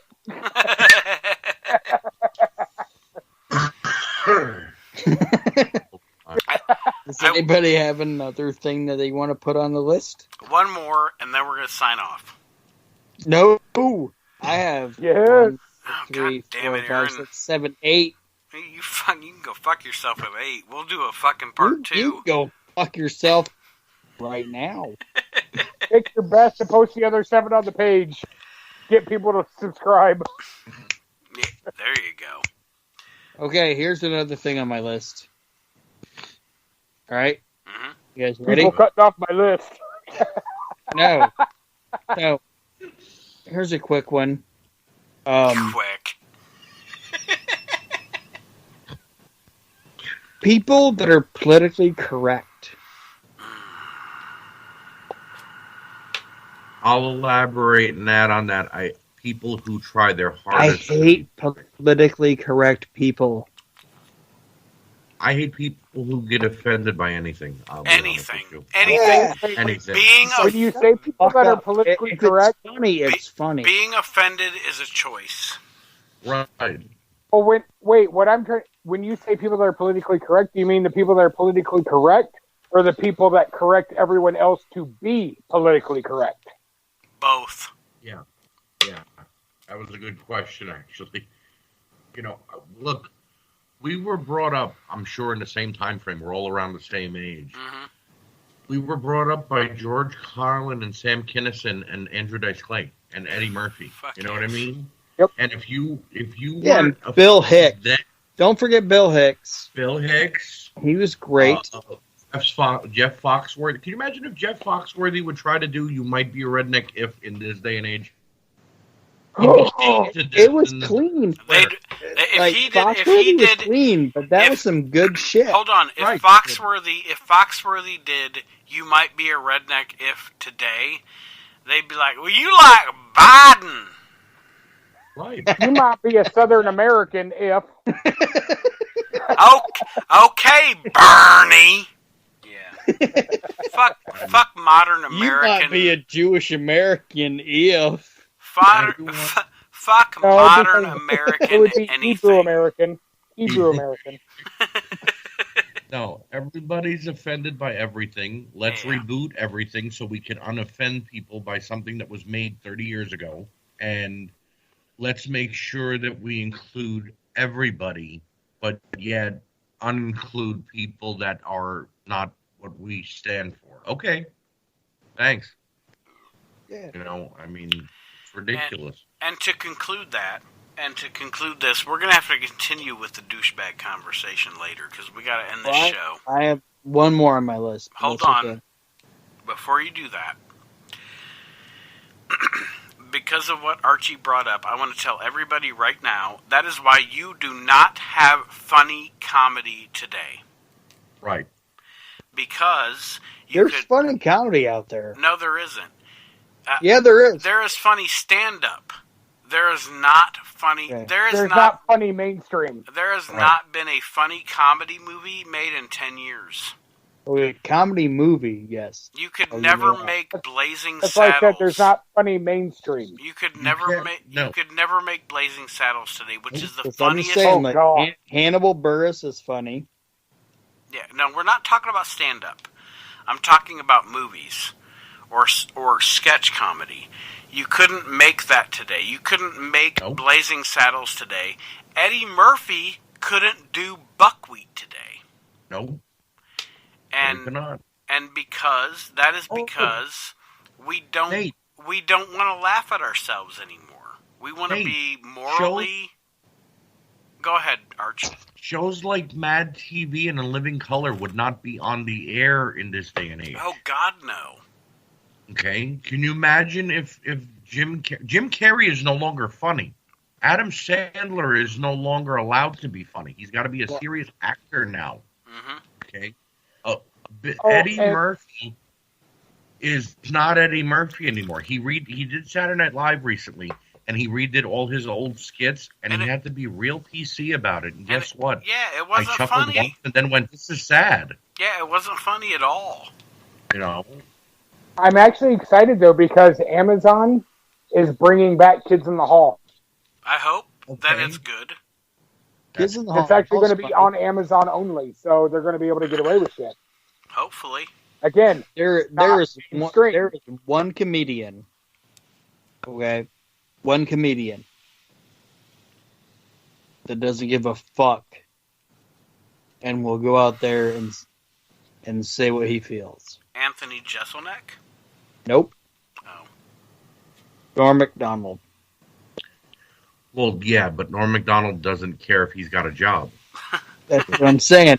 Norm Macdonald is the funniest motherfucker on the face of the planet. Oh, without a doubt. He's been funny. He's still funny. But, I mean, look at a guy like... he's also not going to be on a mainstream format anymore either. Right. He'll be on a premium A to get it. Roseanne Barr got thrown off her own show because she called an African American woman a monkey and didn't mean it in a derogatory way. She basically was being Roseanne Barr and said, "You're acting like a monkey." That's all she said to her, and literally kicked her off her own show. Now, I understand that could be misconstrued into many different things, but it's Roseanne Barr. This woman sang the national anthem as obnoxiously as possible, and we let her get away with it. And they probably threw poop at her. So she was like, oh. You know, so Fred Willard come out and said, "Let me show you how it's done." Guys, you know what? I'm the Intercontinental Champion. I'm Fred Willard. I'm gonna greatest Intercontinental Champion of all time. I'm going to answer me this question. If they did a Married with Children reboot, it would definitely be nothing like the original. It would suck. It would if definitely I did it. Or unless it was on Netflix, right. Amazon. Right, on a streaming service. Again, not mainstream. Or it would be like Life in Pieces and get canceled. Right. So I'm going to end this show because I'm the executive. Go ahead, Archie. Let Aaron do his last one. All right, Aaron. Do your last one. Stop enabling him, you enabler. Archie is Aaron's Stephen P. New right now. He's advocating for Aaron. Can I be Paul Heyman? You can be. You gotta say it like. Yeah. What the fuck was that? That was Space and Crockett. Somebody sounded like they were fucking doing somebody's butt cheeks. But what was they doing? Your last one for the douchebag list. Oh, the douchebag list is people that are fucking homophobic. Like, I'm as straight as an arrow, right? I love chicks.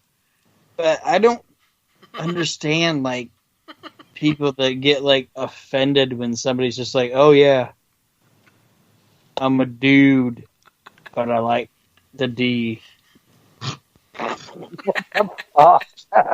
You know, Aaron, you just said that in such an unpolitically incorrect way. It's not even funny. Huh? I said you just said that in such a politically incorrect way. It's not even funny. You know what? The sad thing is, right there, that comment right there, that is how YouTube is going to demonetize this right now. Yep. No, like, dudes that like the D, like, why are guys afraid of them? Like, what are they going to do to you? You know?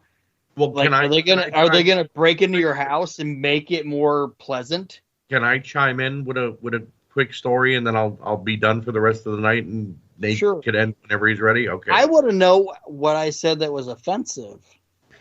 Dudes that like the D is what everything. Everything. All right, so here's my quick story. It's part of your charm. When I was 22, I moved back home because I was ready to start, looking for a job in my own house and whatever. And I was single at the time, so I moved back in with my mom and dad. And they lived exactly 4 doors away from a gay nightclub. And I didn't care. I used to walk in there and get cigarettes every morning. Good music. They probably had incense. I never was in there in the nighttime. I only went in the morning, like around 2 p.m. to get cigarettes because there was no other store around, and I didn't feel like getting in the car and driving, so I would just walk next door. Probably. And every now and then when there was no parking in my parking lot, I would park there because the owner said, yeah, no problem. We have no problem with you guys leaving a car overnight, so I would do that. And one morning, my dad got up to go move my car because on certain days you couldn't park in the parking lot past 10 a.m., because the garbage trucks would come in. And so he goes to move my car for me because I got in real late at night and he figured, save from waking me up. Were you parked in the rear? No, I was not parked in the rear. So he went to go move my car. And the bartender walks up to my dad and says, hey, that's not your car. And he says, oh, no, that's my son's car. And guys, you've seen what I look like. I know you've seen what I look like before. this bartender looked at my dad and said, "Oh, is that Keanu Reeves looking guy that always walks in and buys cigarettes?" And my dad said, "I guess so." And he got in my car and he pulled it into our lot. He comes upstairs, throws my keys on my dresser. He wakes me up and he says, "If you ever park next door again, I'll kick your ass." I said, "Why? What's going on?" He said, "Apparently one of them like you." And mind you, I'm going back 17 years ago. So that's the way people talk back then. He said, "Apparently one of the guys next door like you, and who's to say he won't come on to you?" I'm like, "Dad, you're really freaking me out right now at 10:30 in the morning. Let me have a cup of coffee." He's like, "No, do not park next door anymore." I'm like, "Okay." So I didn't, but then I needed cigarettes one day and I didn't feel like driving, so I walked in there. And guys, I'm not making this up. Same bartender hands me my cigarettes. I go to pay. He puts his hand over my hand and says, "Oh no, this one's on me." And I grabbed my cigarettes and I walked out at a very fast pace. And I never told my dad because I knew he'd get pissed and be like, "Why'd you do it?" Whatever. It's not that anybody is afraid of guys who are gay or homosexual or anything like that. There are some men and some women who are homosexual who come on very strong. The same way a straight man comes on strong to a woman is the same way that these people who are gay that come on to heterosexual people, because they know that they're heterosexual and they're trying to get a rise out of them. Right. And to this day and age, it still happens. So to answer your question, Aaron, in my long-winded story, it's not that anyone's afraid or anyone is trying to outcast anyone who's homosexual. I am very understanding. You live your life. You go who would you want, whoever you feel hold like. on. You said, "Aaron, live your life." No, that's not what I meant. Like you were gonna pretend that I'm homosexual. I'm not. That's No, that's not what I said. You said you like you said you like chicks before you said anything about dudes liking the D.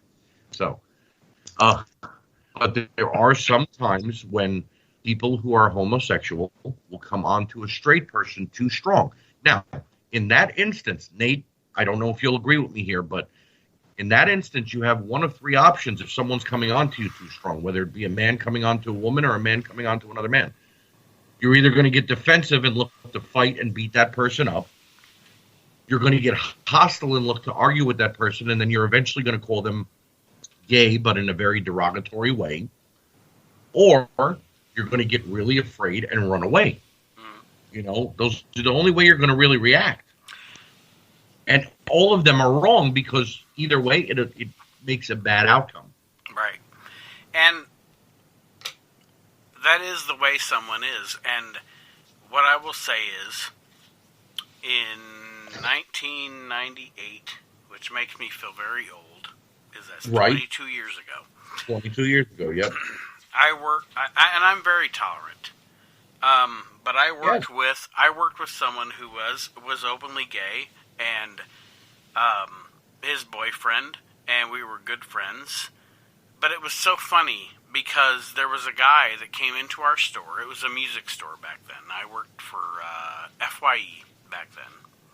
Okay. And this guy came in, and he's talking to me, and he says, and I quote, and this was a big commercial expression at the time, but he said, "Are those Dockers you're wearing?" And I said, I looked back, and I said, "Why, yes, they are. Doesn't my ass look fantastic in them?" Oh, God. And he said, "Yes." Now, hold on. It was a customer. And then I walked up to my... Nate was trying to make the sale more ways than one. Nate was not in an alley. No, shut up. So after that fact, I walked up to my friend, my real true friend, who was homosexual, as was his boyfriend. And I said, "That guy said my ass looked good in my Dockers." And he said, "Well, they do." And I was like, "Yeah, I know they do." And then we laughed. And the point of my story is, I'm not gay. Check out my profile pic. My wife is hot. But I'm not insecure about it. If somebody That's what I was trying. What's that, Aaron? No, I was just saying somebody's preference is not an offense to me. Right. Yeah, that's what I was trying to say. Like, we were talking about, like, douchebag things, right? Yeah. That's what I was getting at. Like, I'm younger than both of you guys. But what I was saying was that I've been in the same boat that Nate was in, where other men or whatever have hit on me before. And it's like, I'm not offended by it, but I'm just going to be like, I'm not into that. I mean, it's and you know what? Honestly, I actually take it as a compliment. Right, and that's what I was going to say. You're right. I'm a handsome motherfucker. Well, and that's what I was going to say. It's like if I saw myself in a mirror and I like dudes, I'd probably fuck me. Okay, Buffalo Bill. Yeah, Aaron just trumped my Fred Willard. But anyway, no, what I was saying was... Fuck me? I'd fuck me. Christ. I'm not even... You know what? Fuck it. I'm not editing this show. This show is officially the non-edited show. If you don't want to hear it, don't listen.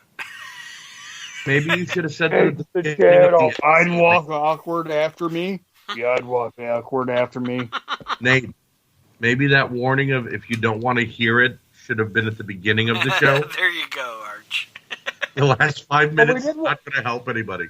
Well, we didn't want any spoilers. No, I know I sounded very intolerant in what my story, but my point of the matter is, no, man, you didn't sound intolerant. You know, I'm not the type of person. I don't become disgusted by seeing someone who's gay or I can talk to a gay person, because here's the thing: what you are doesn't define you. You may be the biggest baseball fan in the world, and I'll know that if we talk. But that doesn't mean because I found out you were gay, we can never talk about baseball again, because that's two different things. You know what I mean? You may be the biggest wrestling fan in the world, and it doesn't matter. But I will say this: there are some people who do allow their sexuality to define them. Yeah. And I'll go back to wrestling with this. David, what was his name? Darren Young, who used to work for the WWE, literally said in an interview, he came out as gay because he knew that the WWE couldn't fire him if he came out as being gay. Well, and they'd look like they were, bashing him for being a homosexual. That was going to be my ultimate point in that story. Have you ever been to one of them gay fucking parties? Those motherfuckers know how to party. They do. I have been in that scenario before. Didn't know it at first, but then that's found a good out. goddamn time, man. Aaron. Fucking ready and just. Aaron. Huh? Stop. Let me finish my point. Yeah. The point of my story. That's your ass. When I told the doctor my ass in the doctor's story was that gay couple is still together. They are still really good friends of mine. And the point is, it doesn't fucking matter. Right. It doesn't matter. It has no bearing on anything whatsoever. Unless it matters to the person that is that. Exactly. If you don't focus on it, if that's not your focus, if that's not your mindset, it doesn't matter. You don't have to walk up to me and go, "Hey, my name is Brian. I'm gay." Well, I didn't.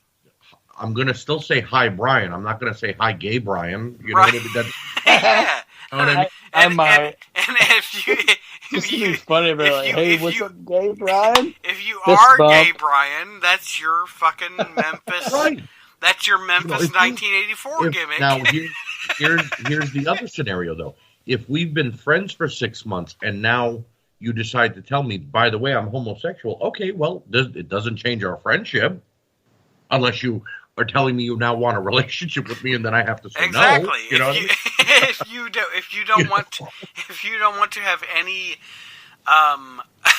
I'm just saying, if somebody comes up to me and goes, "Hey, my name's Gay Brian," like fist bump. What's up, Gay Brian? Hey. I'm gonna fist bump him. If that's the way, if you're using that as your way of, I don't know if it's a weapon or a defense mechanism or whatever. It's a you're a fucking awesome dude. Right. Gay Brian, fist bump. It's gonna be fun. Oh. All right. And help me make sure my bedroom matches. Nate? Yes. When you messaged me earlier, you said, "Oh, it won't go over 2 hours." Lies. It kind of sort of. We lost Chris. I think we lost Chris. No, I'm here. Oh, no, I'm here. Hey, Gay Chris, how are you? Oh my God.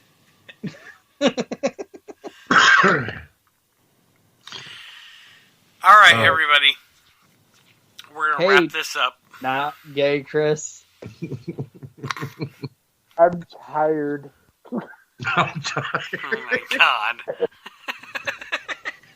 I'm sleepy, You can Chris. sleep, buddy. You can sleep. No, because we're still on the air. You can sleep. Aaron. Nate. Thank you. Shut up. Thank you for joining us, everybody, on the Fred Willard edition of the We Can't Wrestle podcast. I'm a honky tonk Willard. He's a honky tonk Willard. That's going to be the title of the show. We will see you next week, and thank you, Archie. Pleasure as always. The best custom man in wrestling figure fandom. Except for when it comes to Dino Bravo. Unless we'll see. We'll see. That's a cliffhanger. Yeah. Thank you, Chris, for joining us, and you will see us on the We Can't Wrestle Live this Sunday. With our Elimination Chamber follow-up. Yeah, sure. We'll see. And to Aaron, It's who okay, it's in America. will have many words to say. Aaron? What? He's like, what I do now. I said Aaron will have many words to say, and Aaron said what? So we're going to sign off for another edition of the We Can't Wrestle podcast, episode 89. We thank you for joining us.